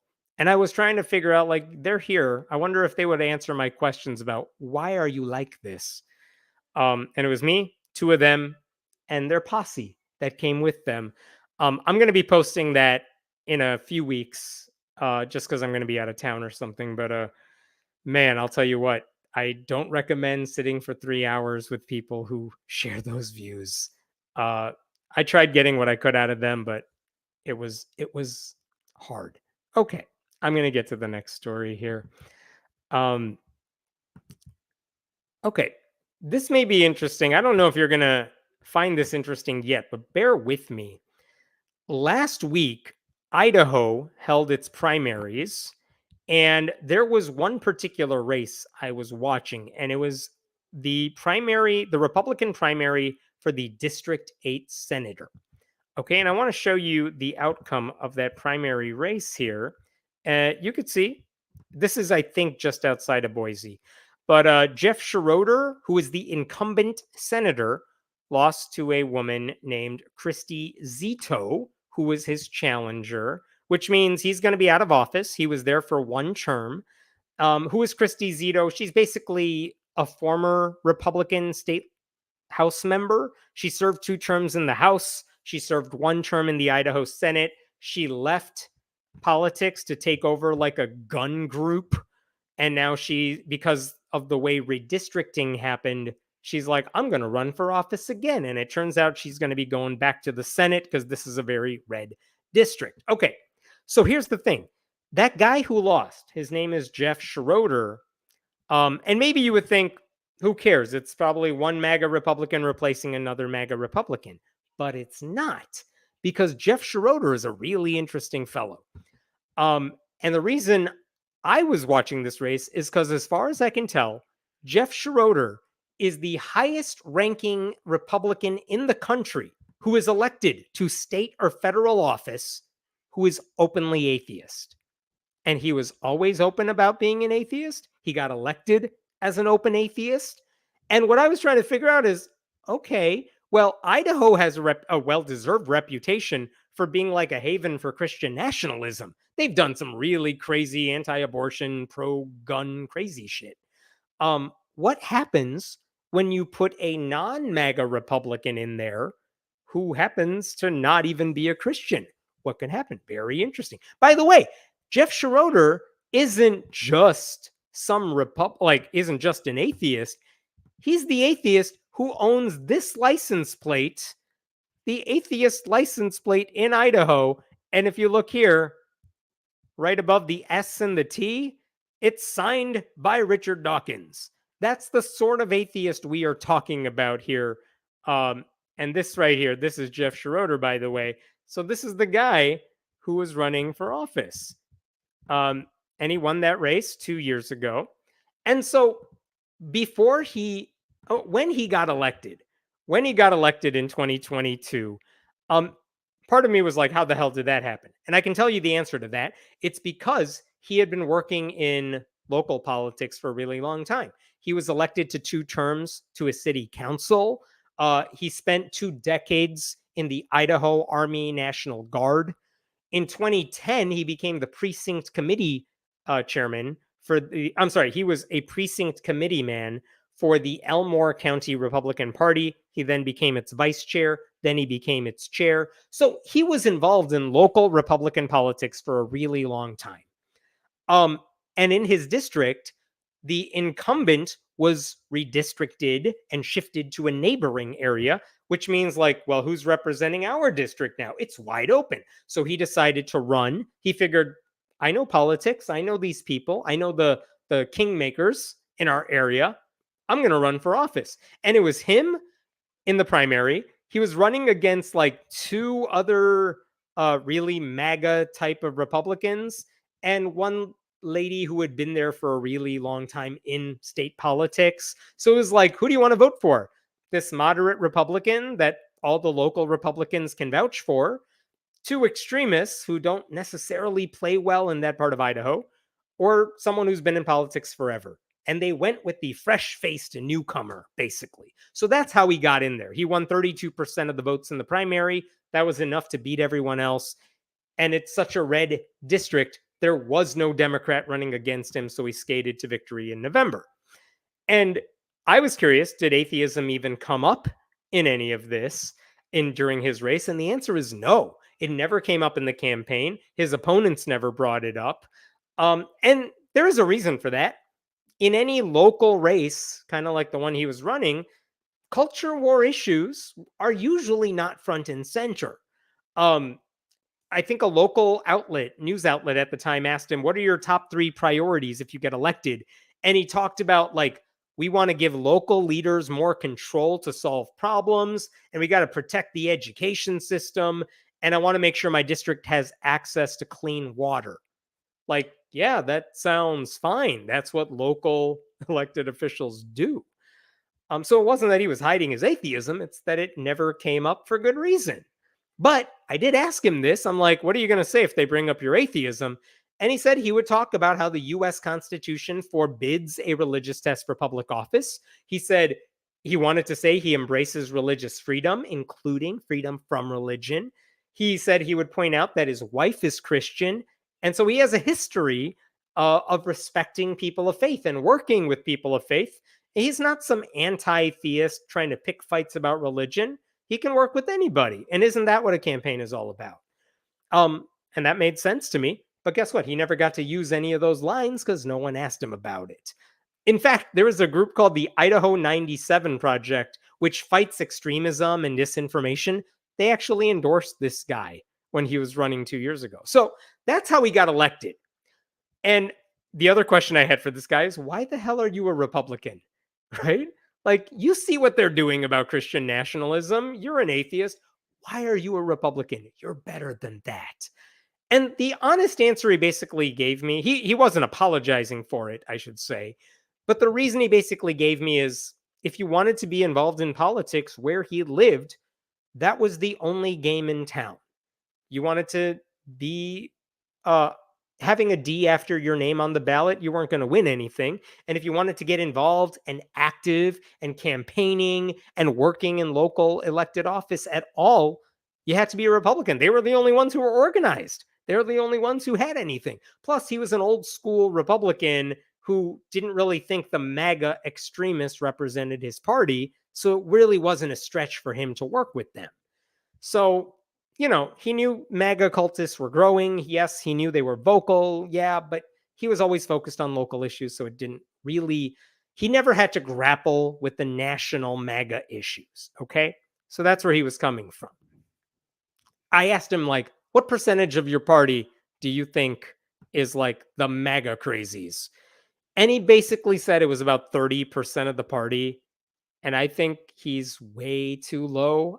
It's so much higher than that. But he put it at 30%. But that's why he felt comfortable staying a Republican. Anyway, he was a conservative who lived on Earth One. You know what I mean? He intended to govern that way. And his argument was like, don't you want a moderate Republican in the state legislature? Because do you think the Republicans who are in charge are going to listen to a Democrat? Probably not. So maybe they would listen to him. Plus, he's not just some random dude with an R after his name. He is a lawyer by trade. He has a lot of experience working with these people, like years of service to the Republican Party. So maybe he had some clout and he could push things in a better direction. That was his argument for why I should at least not dislike the guy. You know what I mean? So he gets elected 2 years ago. And I was very curious to find out how does that actually work? You were there for 2 years. Now you have some votes next to your name, and I want to know what's going on. Oh, in case you're curious, I also wondered uh, who won the election, in 2020. What did he say? He said Joe Biden won the election in 2020. I asked him, who did you vote for in 2020? Um, and I did. I asked him, "Who did you vote for Donald Trump in 2020?" And that was the one time he just didn't respond. He was silent. And then he said, "Can we not?" He didn't want to answer the question. So you could tell why they're like, "Come on, that should be an easy answer if you didn't vote for Trump. Or if you did, just tell me the truth." Anyway, so what was he going to do in office? I went through his voting record for the past 2 years, and I tried to gather all the controversial bills he could have voted on to see which way he actually did things. And I will say here's the bottom line. He pretty much stuck to his game plan. There were two bills he co-sponsored with a ton of GOP support. One was criminalizing the trafficking of fentanyl. And okay, fine. And there was one dealing with taxes. They were not very controversial bills. Both were signed into law. He was the co-sponsor of those bills. Okay, fine. This was interesting though. Check this out. There was a bill. Oh, before I get to that, I'm sorry. I thought you would find this interesting because this happened before he got into office. Check out these conversations he had on what was then Twitter. This is a congressman. I am heartbroken at the passing of this police officer who was there during the insurrection. Like many Capitol police officers, he heroically put himself in harm's way to keep lawmakers and our Capitol safe. His family deserves our prayers. Yeah. What does Jeff Schroeder say? Back when he was a citizen and not an elected official. Donald Trump must be removed from office before he is able to pardon those responsible for committing these atrocities. I will be watching closely in the coming days. I will not forget who chooses the right course of action when it matters the most. Dude, that could have come from a progressive politician as well. So that's interesting. And then I also like this exchange that he had with a guy who said in May, check this one out. Yes, here we go. Republicans closed the primary but didn't lock it, and now leftist scum has invaded. Tens of thousands of these America-hating pedophiles voted for disgusting rhinos, Republicans in name only, who are scheming to destroy Idaho. To which now candidate Jeff Schroeder says, fuck you. I like this guy. Like, I don't say that about Republicans very often, but like, he doesn't sound like he's the worst. So, okay, what does he actually do on controversial bills? Well, check this out. Here's a bill that he got to vote on, right? House Bill 421, 2024. And you could see right here, this concerns trans people. It amends existing law. Sorry for the chaotic energy of this website. Geez. Amends existing law to define terms and revise definitions regarding sex and gender. Okay, fine. They want to change state law to say, like, what's your gender? It's whatever the doctor said when you were born. I'm going to show you one other bill right here. You know what? I won't because I hate this website. But guess how Jeff Schroeder voted on that bill? He is the only member of the Senate. This bill passed, by the way. This anti-trans bill passed. He's the only guy who was absent and excused. Isn't that interesting? Here's another bill that basically would have stopped. It would have added a provision in the law that says you don't have to use anyone's pronouns if you don't feel like it. Another anti-trans bill. If you scroll down, this bill also passed by wide margins. Absent and excused, Jeff Schroeder. He's the only guy that did not vote on the bill. There's one more I want to show you here, which said it would change the law to prohibit ballot harvesting, which is basically one of those voter suppression bills that Republicans want to put in because they're like, everyone's stealing our votes. No, we don't have any evidence, but we can't have this happening. So it also passed. Jeff Schroeder, absent and excused. It's so weird to me that this guy seems to be absent every time there's a vote on a really controversial issue, right? And so I asked him about all this, and I was expecting him to say, like, yeah, I took a passive aggressive position on this thing. It wasn't courageous, but I thought it was politically acceptable. Like, he can't vote against them because he is a Republican, but his conscience wouldn't let him vote for them. You know what answer he gave me? He said he does work as an attorney full time. That is his actual day job. And he literally had to be in court on the one day they brought up all three of those bills. And I checked the dates on that, and that story lines up. Like, he literally wasn't there. That's why he wasn't just absent, but he was absent and excused. He knew his vote wasn't going to change the outcome, so they gave him a pass to go do your day job. We don't need you for this one. That's why I didn't vote on them. Okay, so then I asked him a follow-up question, which is, he told me, I've never intentionally missed a vote. So I asked him, okay, well, if you were there, how were you going to vote? And what he said to me is that he probably would have joined Democrats and vote against all three of them, which I appreciate, but I wish I had that on the record in a vote. Okay. I will say I was interested that I saw an attack ad on YouTube that I'm sure played in the market in Idaho that referred to this guy as pro-LGBT. He was a pro-LGBT liberal. And I asked him, where are they getting that from? Because you were absent for those anti-trans bills. So where are they getting off on thinking you're pro-LGBT? Because I don't know what you voted on that was pro. And he said in 2023, there was a bill that would have criminalized doctors who provide gender-affirming care to minors. And his rationale is, old school Republican. I don't want the government involved in medical care. And he basically said, who knows more about what a child needs? Me, the politician, or the doctor who works with the child? And he said, I think it should be up to the doctors to decide in general what type of care their patients need. So he voted against that bill that would have criminalized doctors. He voted against it. And by the way, he wasn't alone. There were actually like 4 or 5 other Republicans who joined him and all the other Democrats in voting against that bill, even though it eventually passed. So that's why they were calling him pro-LGBT liberal, because he said maybe doctors know more about doctors' stuff than politicians do. He was also one of only 2 Republicans to vote against a bill that would have given immunity to volunteer security teams who work for churches. So, like, if your volunteer AK-47 holding army that you put together at the church brunch decides they want to shoot an invader, they should get immunity from any charges. He's like, no, that's a bad idea. So, like, to put all this in context, when MAGA Republicans pushed bills to enact a right-wing agenda, this guy was usually not on board, or he was absent for reasons he says were not of his own making. But he wasn't exactly a progressive ally either. I will say he voted with Republicans on a bill that would have gave 18-year-old students the ability to exempt themselves from mandatory vaccinations, because he's a libertarian and he thinks they're adults. They can make their own decisions, even when it comes to vaccines.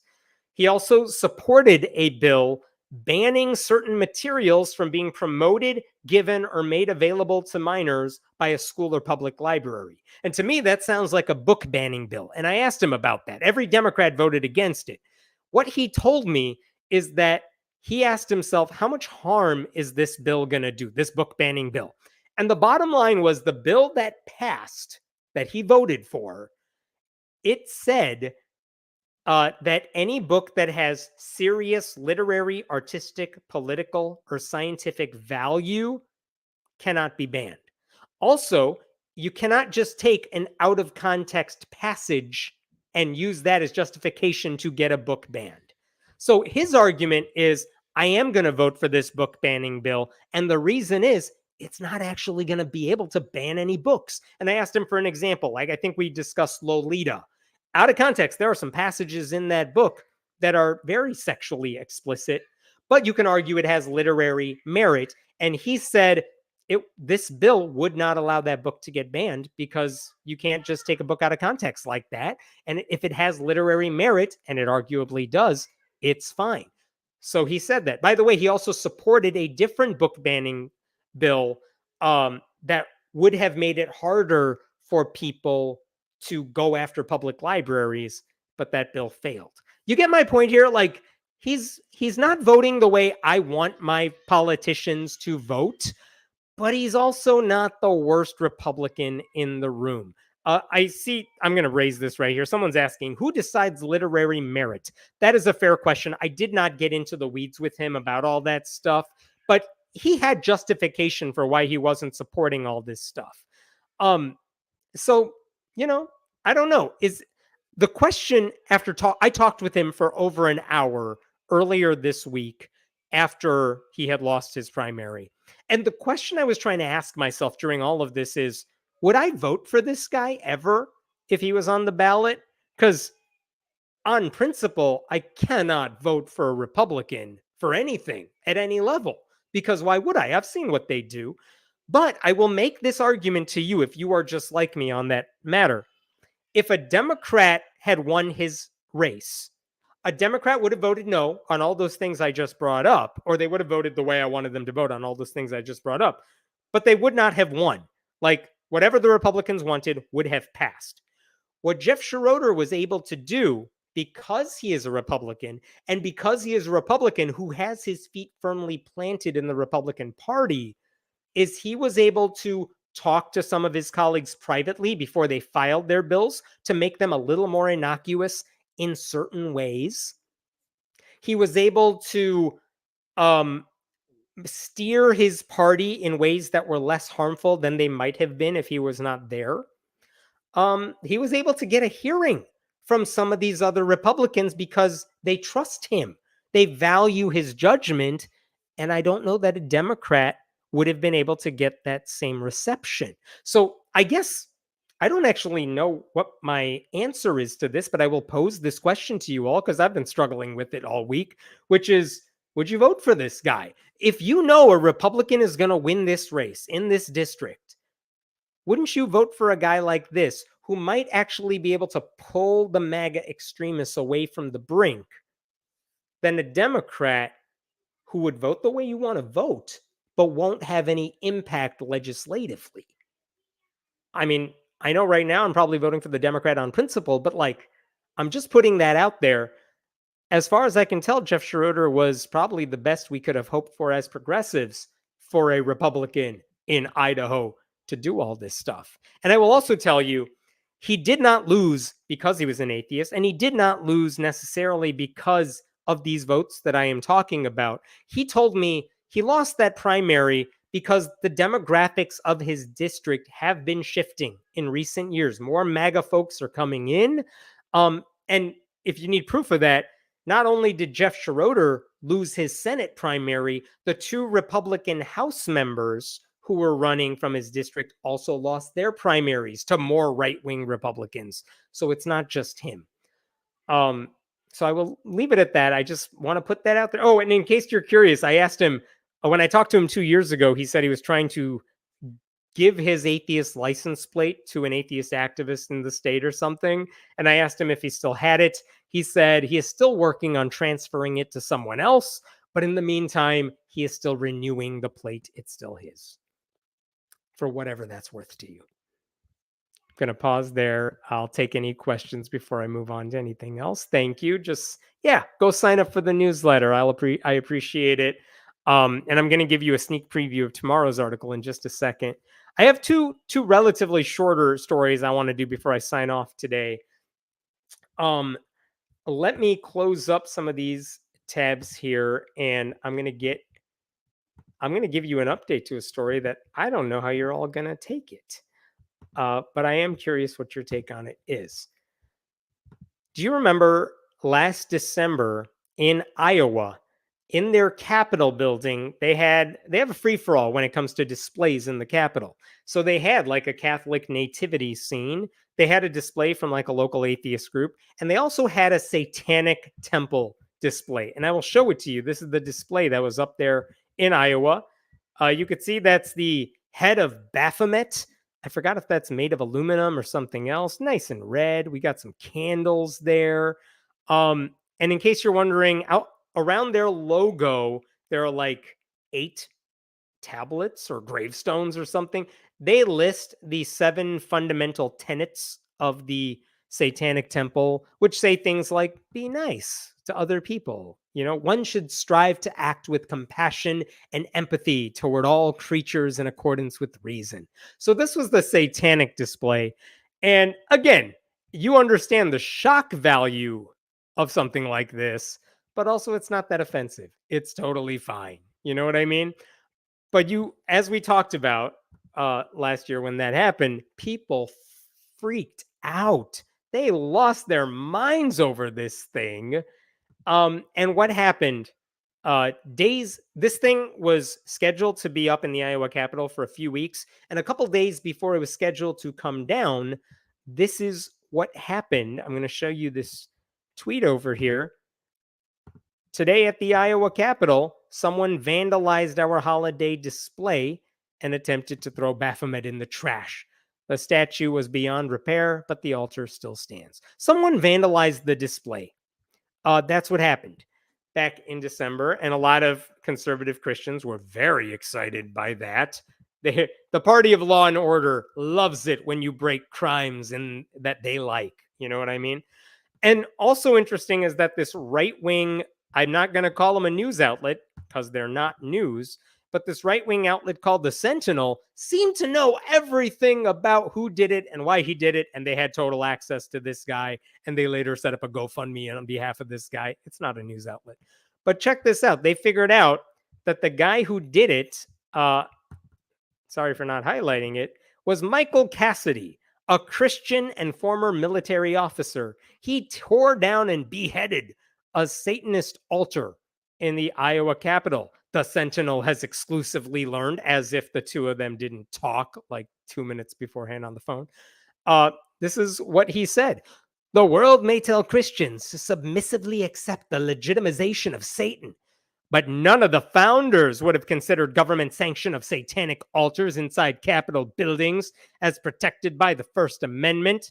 Yeah, guess what? The founders also wouldn't they would have been had their minds blown by the fact that women vote. Okay, so who cares what they thought? This guy goes on to say anti-Christian values have steadily been mainstreamed more and more in recent decades. Christians have largely acted like the proverbial frog in the boiling pot of water. I want to go back. What about the satanic display was anti-Christian? I'll show it to you again. What here is anti-Christian? Because those tablets on the bottom, they say things like, be kind. Don't lie to people. If you do something wrong, make amends. Which of those things do you think is anti-Christian? I have no idea. But that's what this guy was saying. Michael Cassidy went on to say, I saw this blasphemous statue and was outraged. That's not true. He doesn't even live in Iowa. He saw it online and he's like, I'm mad and I don't have a job. I'm going to drive to Iowa several hours and destroy it. That's what he did. He doesn't live there. My conscience is held captive to the word of God, not to bureaucratic decree, and so I acted. He says this like he's a hero. He's just a petty thug. What the hell? But guess what? They set up a legal defense fund. The Sentinel did. And look at this. Look at this. Their goal, $200,000. They have raised $134,000. It's a very lucrative thing to vandalize non-Christian displays when you are Christian. Because guess what? Christians love it. They're ethical, so they're going to give you money to thank you for the vandalism. So that's the Sentinel. Just insane. By the way, Cassidy also cited a chapter in the Bible as motivation for why he destroyed it, because he said the reason the Son of God appeared was to destroy the works of the devil. So again, there was nothing anti-Christian about the display, unless you think anything that's not explicitly pro-Jesus is anti-Christian. It also doesn't matter what the founders thought, because Iowa lawmakers said, we want a public forum for our displays. That means they can't discriminate on the basis of religion. They chose to do it that way. They could say, no displays in the Capitol. That would be fine too. But as soon as they said we want a nativity scene, they got to open the door to everybody. They did. Everyone played by the rules except for this guy. So after he vandalized this property, I got to show you this too. Look at all these tweets from right-wing places celebrating the vandalism. This is the Sentinel again. Look at this. Our site is attempting to handle a lot of traffic as people read this incredible story of Christian conviction and zeal. Yeah, it was vandalism. They're treating it like he did something heroic. Oh, look, here's Charlie Kirk. Michael Cassidy just beheaded. Whoops, why is his head everywhere? Go away, Charlie Kirk said. I'm going to relaunch that one. Come on. Oh, where did it go? Come back, Charlie Kirk. There we go. No one's ever said that before. Michael Cassidy, there he is again, just beheaded a monument to Satan inside the Iowa State Capitol building. Turning Point USA is proud to pledge $10,000 to his legal defense. What the hell? This is a Twitter account, End Wokeness. This is Michael Cassidy. He is a devout Christian and former military officer. He just tore down and beheaded the Satan idol that was erected in the Iowa Capitol. Not all heroes wear capes, as if he's a hero. Here's another one, just straight up death to Satan from that guy. Young Republicans of Texas just said based because they're cool. And here's Joshua Feuerstein, the Christian nationalist from Texas. I promise if a satanic statue is ever erected in the Texas Capitol, I will personally tear it down. Like nothing like professing that you're gonna be a criminal as soon as a totally legal thing happens. So this is the reaction from the crazy right. You know what I mean? So that all happened in December. Why am I telling you all this? I'm getting there. Michael Cassidy then turned himself in because, again, he was bragging about doing this. And I think he assumed nothing bad would happen to him. It was a fourth-degree criminal mischief charge that he faced. And what that means is he might have had to pay a fine between like $315 to $1,875 and maybe spend up to a year in jail. But the jail was probably not going to happen, and the fine was nothing. I remind you, he raised like $190,000 online since that day. Okay. But jail time was a possibility. By the way, I want to tell you this guy was in the military before. He was also a candidate for Congress from Mississippi in 2022. He lost the GOP primary. Last year, he was the Republican candidate for a seat in the Mississippi State House, but he lost in the general election to a Democrat. Um, so whatever. This guy's it's worth looking into this guy. He's not a nobody. He is the sort of Republican conservative Christian who runs for public office. Okay. So he pled guilty to those charges. He was charged with fourth degree criminal mischief, but nothing happened after that for a while until January when basically they upped the charges to something much more serious, which I found very interesting. Look at this right here. This is from the Des Moines Register. I want to show you. Here we go. This is from January. A charging document made public Tuesday charges him with felony third-degree criminal mischief, and notes that the act was committed in violation of individual rights under Iowa's hate crime statute. This is important. Not only is it fourth degree is minimal, third degree is more serious. Not only was it criminal mischief, like it's felony criminal mischief. The penalty is higher. And then they're saying you committed a hate crime because you specifically targeted a religious minority. And when you have hate crime charges, it might up the punishment even more. So it's very serious now. Evidence shows the defendant made statements to law enforcement and the public indicating he destroyed the property because of the victim's religion. And that's why they charged him with the hate crime, according to the Polk County Attorney's Office. So now it's very serious. And the question is, what were they going to do to this guy? Are they actually going to punish this guy? That was my question. And that's why it was news last week. And this is really where I wanted to get to with all this. Last week, Michael Cassidy said he's going to plead guilty. And he admitted to third-degree criminal mischief, but not as a felony. He said aggravated misdemeanor. And also by doing that, he doesn't get the hate crime enhancement. So what does that mean practically speaking? That means he admits in writing that he partially dismantled the display in the Iowa State Capitol building without a right or license to do so, and that the damage caused was greater than $750. He has said in writing, I did that. I caused that destruction. That was me. Also, it makes him, he has to serve 2 years of probation. He has to pay $855, which is nothing, and some amount to be determined later, which is going to be nothing. And also, he would be required to participate in a victim offender dialogue with representatives of the Satanic Temple if requested. The court is not bound to follow the sentencing recommendation in the plea. So a couple things here. One is the Satanic Temple has the opportunity to do the funniest thing right now and just waste this dude's time and demand a dialogue with him just to get him in front of them and have a conversation. Would be hilarious. I have seen some people online say this is a victory for Michael Cassidy because they dropped the hate crime charge. He didn't commit a hate crime. I think that's the wrong takeaway from this story because this sort of thing happens all the time. You have some petty thug who did something stupid. Do they really want to charge him with the hate crime and try to go through that process? No, what they want is for this dude to just say, I did it, I'm guilty, so they can close the book on this guy and move on to more serious crimes.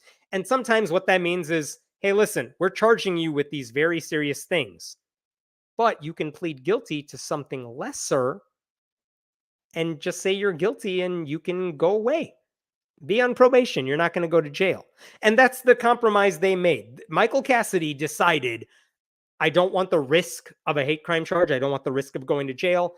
I'll just say I'm guilty. I'll pay the fine. I'll do the whatever penalty is. I'll do it over here. And both sides agree to that deal. Now the court has to accept it, which is a different story, but that's where they're at. I think that's a good thing. I think that is a victory for all sides involved because it means this guy is pleading. I know he said it online, but that doesn't matter. He is pleading guilty to the fact that he committed a crime. And that, I hope, sends a message to other people, all those conservatives who are celebrating what he did, that fine, if you're celebrating it and tacitly encouraging other people to do it when these satanic statues go up next year or in December, if you're encouraging them to do it, guess what? They may also be charged with a crime because this guy was charged with a crime. I don't see this as them dropping the hate crime charge so much as let's make sure we get him on something. And they did. And that is an important thing. They are not letting this guy off the hook. That is a win, even though Christian groups are celebrating this as a victory for themselves. This is not a victory for Cassidy. Okay. I think that's it. I was bothered by the fact that I saw Christian news outlets saying, like, hey, they dropped the hate crime charges. See, he didn't commit a hate crime. Now, what I'm wondering is that guy raised almost $200,000. Where is all that money going? According to the GoFundMe, or not GoFundMe, the Give Send Go, which is like the GoFundMe without any rules for conservatives, it's going to pay his multiple attorneys. I don't know why he needed multiple attorneys. He will have to pay the Satanic Temple for the damage he caused. But the Sentinel, the right-wing outlet, said any excess contributions will be used to defend other Christian veterans facing legal trouble through some nonprofit, which makes it sound like Cassidy is the victim of religious persecution, even though he's the bully, the instigator, who did the crime that he said he was guilty about. I did ask Lucian Greaves of the Satanic Temple, what do you think about all this? And the answer, and what he told me, I'm going to show you this so you could see it. This is what the Satanic Temple told me. I'm going to scroll down to the bottom. Maybe it'll send a message to some people that maybe there is something genuinely unethical and not just illegal in destroying the property of a religious identity that they neither approve of nor understand. But hopefully they will at least realize that the law will act neutrally in prosecuting such attacks. And I am wondering what are the Iowa lawmakers going to do now? They could just not change anything, continue their open forum like they did in the past, and see what happens. Because the Satanists might do it again and put up their statue, or they could say, you know what, we had enough chaos last year. Let's just close it. No displays for anybody this year. I'm curious to see which of those options they are going to take. But the one thing they cannot do, and it's thanks to the Satanists and the atheists for putting up their displays for making this point, they cannot allow a Christian nativity scene to go up while shutting out everybody else, which is exactly what the bigots and the vandals wanted. And they also cannot just sit idly by when some Christian extremist decides that some displays are more worthy than others. Going to stop there, take some questions. I'll move on to one last story after this, if there are any questions here.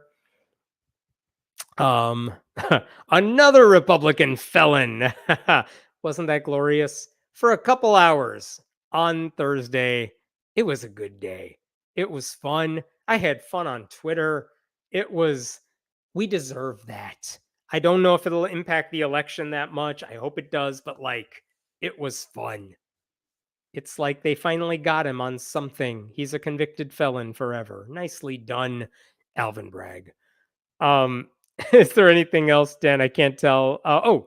Who pockets the remainder of the GoFundMe? I answered that question. They said it's going to go to some nonprofit charity to help other victims like Cassidy, who's not a victim.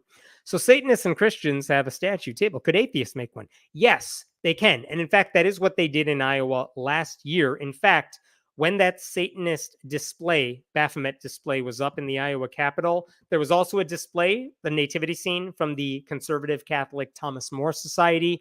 There was a display from the Freedom from Religion Foundation. There was also a display from the Iowa Atheists and Freethinkers group. So all of those displays were in the Capitol at that time. Anything else there? Doesn't seem like it. All right. I am going to close these tabs. I got one more story for you here, and then I'm going to move on after that. Okay, let me just pull this up. This is, if you haven't yet, please subscribe to friendlyatheist.com. But this is the story I'm going to probably post tomorrow. But I found this one interesting and I haven't discussed it anywhere else yet.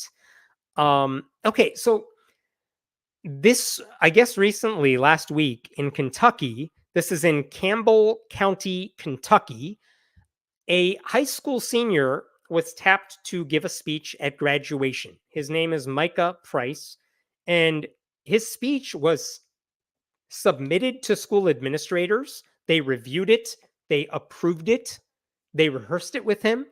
And then when he gets up to speak, he does not stick to the script. I'm going to play for you um, a short video of what he said when he opened his speech, just so you could hear it for yourself. It's vertical, so you're still going to see me on screen, but there you go.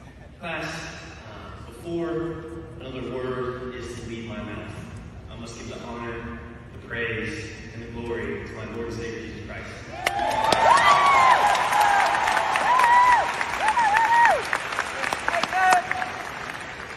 Who in his very word tells us he is the light, he is the way, the truth, and the life. Class, anyone in the audience today, I'm here to tell you that if you don't have any of those things in your life, you can't seem to find the answer, that my Lord and Savior is your answer. He will give you the truth, give you the way, and the life.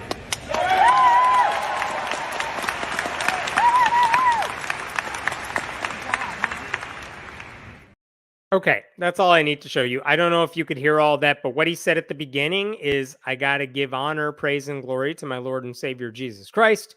And then a second later, he says, I'm here to tell you if you don't have any of those things in your life and you can't seem to find the answer, that my Lord and Savior is your answer. He will give you the truth, give you the way and the life, which is such a thoughtless thing, a thoughtless message to send to your classmates. Like, whatever anxiety you have at that stage of your life when you were graduating high school is not going to be cured with Christianity. Like, whatever you believe, what a message like, oh, hey, all of you Jews who are graduating, hey, atheists, if you're not a Christian, everything you believe is a lie. You're being steered in the wrong direction. Now let's throw our hats in the air. Like, the rest of his speech was not memorable in any way, even though it was mostly secular. But you could see why this poses a problem for the administration, because everyone knew they approved all these speeches beforehand. And so if this dude's giving a religious talk, a proselytizing talk, you could sue that school district and say you did something illegal, because they did. They could be sued. They would lose. And that's why district officials took very quick action to say, you guys, we had nothing at all to do with this. We said to the student, he could say, I want to thank Jesus in that beginning, but they did not say that he could tell everyone else, like they're living a lie, that they need Jesus in their lives. They did not approve that. This is from a local article.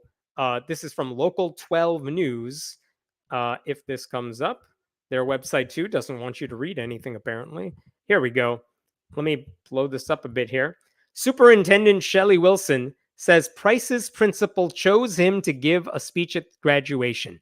Administrators approved the speeches, which are rehearsed by students. Wilson says Price was approved to thank his Lord and Savior Jesus Christ at the beginning, and then he was supposed to continue into his speech. Instead, he encouraged his classmates to find God. And she went on to say, all speakers were told that going off their submitted speech or any unplanned choices at graduation may have repercussions as they would at any school functions. So basically, the district's like, don't blame us. We had nothing to do with this. It was the kid. Blame the kid. He did it, not us. Don't be mad at us, right? That's their take on this. Interesting. But that said, you know what else that same superintendent said to the local news team? She said, while many of us are proud of this young man's beliefs and are practicing Christians ourselves, yada, yada, yada, we don't like what they did. And I don't get why they needed to stick that line in there as if, you know, like, we're Christians and we're really proud of this guy for being a Christian. That's like another way of telling Jews and Muslims and atheists you're not proud of them. Like, what are you doing? Is everyone at this school incompetent? I don't get it. But I get what she's trying to do. She's saying, look, we have no problem with this guy's religion, but he didn't do what he told us he was going to do. Okay. And the reason they're very adamant about the fact that they don't want anyone talking about religion is they also don't want students going off script to say, hey, everyone, vote for Biden. Don't do that at a graduation. You don't want a student to just start swearing left and right. There are kids in the audience, or put political statements on their caps and gowns. They don't want distractions. It's a graduation. It's supposed to be bland in the best possible way. It's supposed to be welcoming to everybody. And when you do something that is politically or socially not neutral, it changes that dynamic, right? Now, the question is, what repercussions is this kid going to face? Because if you look at a lot of headlines online about this, I've seen a lot of very irresponsible headlines that say this kid did not receive his diploma because of what he did. That is a lie. That is not true.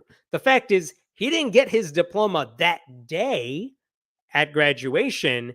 He only got it a couple days later after he had a private conversation with the school principal.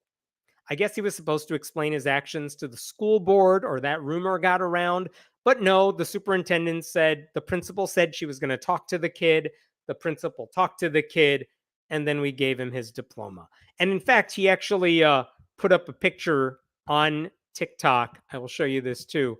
He put up a picture on TikTok of himself with his diploma just to show, like, hey, everybody, I got it. So stop saying I didn't get my diploma. So there's that. He got his diploma. And you know what? As far as punishments go, I think that's all he needs. I think that's all that should have happened. I don't think anything else needs to happen to this kid. He did something wrong. His punishment was, you don't get your diploma right now. You got to have a little talking to, and then we'll give you your diploma. That's about the level to which this arises. Okay. On TikTok, this kid also says he did break the rules. He said, quote, if anyone is in the wrong, it's me. I went against school policy, school rules. I went against that because I serve a higher power. As if that justifies it. Like, oh, because I'm a Christian, I can break whatever rules I want. It's totally cool. So he's like, I'm guilty, but I'm guilty for Jesus. Like, you're not helping your case, dude. We already know you're guilty. Stop trying to defend it by saying it's okay because you're Christian. Because what's the subtext there? Like, yeah, I did it, but it's cool because I'm not Muslim. I'm not a Jew like those other people. Like, what are you trying to get at? It's not okay because you're Christian. I don't care who you have an allegiance to in your mind. Doesn't matter. Doesn't make it okay. But I don't think he deserves a more serious punishment. This guy's acting like, I just colored outside the lines, but it's cool because I'm a Christian. So I got a little slap on the wrist and now I got my diploma. Here's what he doesn't get. And this is all I guess I want to say to this kid, because I don't think he should be punished beyond anything else that he's gotten already. What he doesn't seem to understand is that the Christian graduates in the audience probably have the same anxieties as everybody else. Jesus does not absolve you from feeling anxious, especially when you're about to go to college. I don't think he understands that he, as a student speaker, is supposed to be a representative for all students. And instead, he made it all about himself and his faith and screw all the rest of you. That's disrespectful to his classmates. I don't think he gets that he took what was supposed to be a moment when he's a representative of the student body and just turned it into something about himself. I don't think he understands that what he said was a slap in the face to religious minorities in the audience who have probably dealt with arrogant Christians like Micah Price for years. And now, having graduated, they're like finally free. I don't think he gets that there's nothing courageous about expressing your Christian faith when Christians are in the majority and have a reputation for bullying religious minorities. Like, what he did wasn't, he broke the rules, yes, but it wasn't, he's not Rosa Parks. He's not breaking the rules for a righteous cause. He's breaking the rules to say, you guys, I'm in the religious majority here. Give me applause. There's nothing courageous about that. I don't think he gets that what he did was the height of Christian privilege, because there is no way a Muslim student or an atheist trying to pull the same stunt would have gotten away with it like he did. I think the consequences for non-Christians doing what he did would have been a lot more serious. And I don't think he gets that the last memory his teachers and administrators will ever have of him is that, oh yeah, Micah Price, this is the kid who created a big hassle for all of us on his way out. Like, some people started sending threats to the administration because they thought he didn't get his diploma. And to his credit, Micah Price is like, do not do that. They gave me my diploma. Everything's fine. But also, like, think about what problems he caused for the adults that spent their lives trying to educate this kid. He's like, peace out. I'm graduating. Let me make you deal with local news so you can defend the stupid thing I just did. Like, my God, I promise you, as a former teacher, we all are in the teacher's lounge or behind the scenes, and all we do is talk shit about people who do that sort of stuff because you make our life harder. And also, I don't think he understands that the way he thanked the people who gave him his education is by lying to them about his intentions. He told them he was going to do the speech he had submitted. He did not. So the last thing they're going to remember that this kid did is he lied to us. Or he doesn't understand that all these graduates got to this day by working their butts off and not by praying. And by telling them to worship his God, he's unintentionally dismissing or denigrating all the studying they did, all the sacrifices their families made for them to get to graduation. I mean, I think what his diploma shows is that, yeah, you might have graduated from high school, you might have a formal education, doesn't mean you have any wisdom. I'll leave it at that. What other questions are there? Otherwise, I think I'm done for tonight. I think there is. He's just like those. He's just like those three in the fire. Truly, truly courageous. He had faith. They cannot get to him. Yeah. Kentucky keeps sending us gems like Rand Paul, Mitch McConnell, James Comer. What the fuck is wrong with Kentucky voters? I don't know, man. Maybe they all visited Ark Encounter, drank the water. I don't know what's going on there. I will say they do a nice job of statewide elections. They got Andy Bashir. He's doing fine. More like him. I hope they get to a point when Andy Bashir is not the only Democrat who can get elected statewide. But I don't think any of those senators in Kentucky are up this time around. But man, Kentucky, do better in the rural parts of your state. Like, vote for people who actually care about you and are not arrogant. I always look forward to the live streams. The time just flies by. Thanks. Thanks to me. Thanks to Den. Enjoy the fun weekend. Thank you, Sean. That's very kind of you. I appreciate that. All of you, hey, if you're watching this on YouTube, go subscribe to the channel. Tomorrow, I'm going to post that article about this high school kid who I'm very annoyed by because I'm more than 40 years old and I get annoyed by 18-year-olds. It's totally healthy. I appreciate it. Thank you for sticking around with me tonight. Thank you to Den for everything he does. I really appreciate it. And I'll see you all next week. Have a good weekend.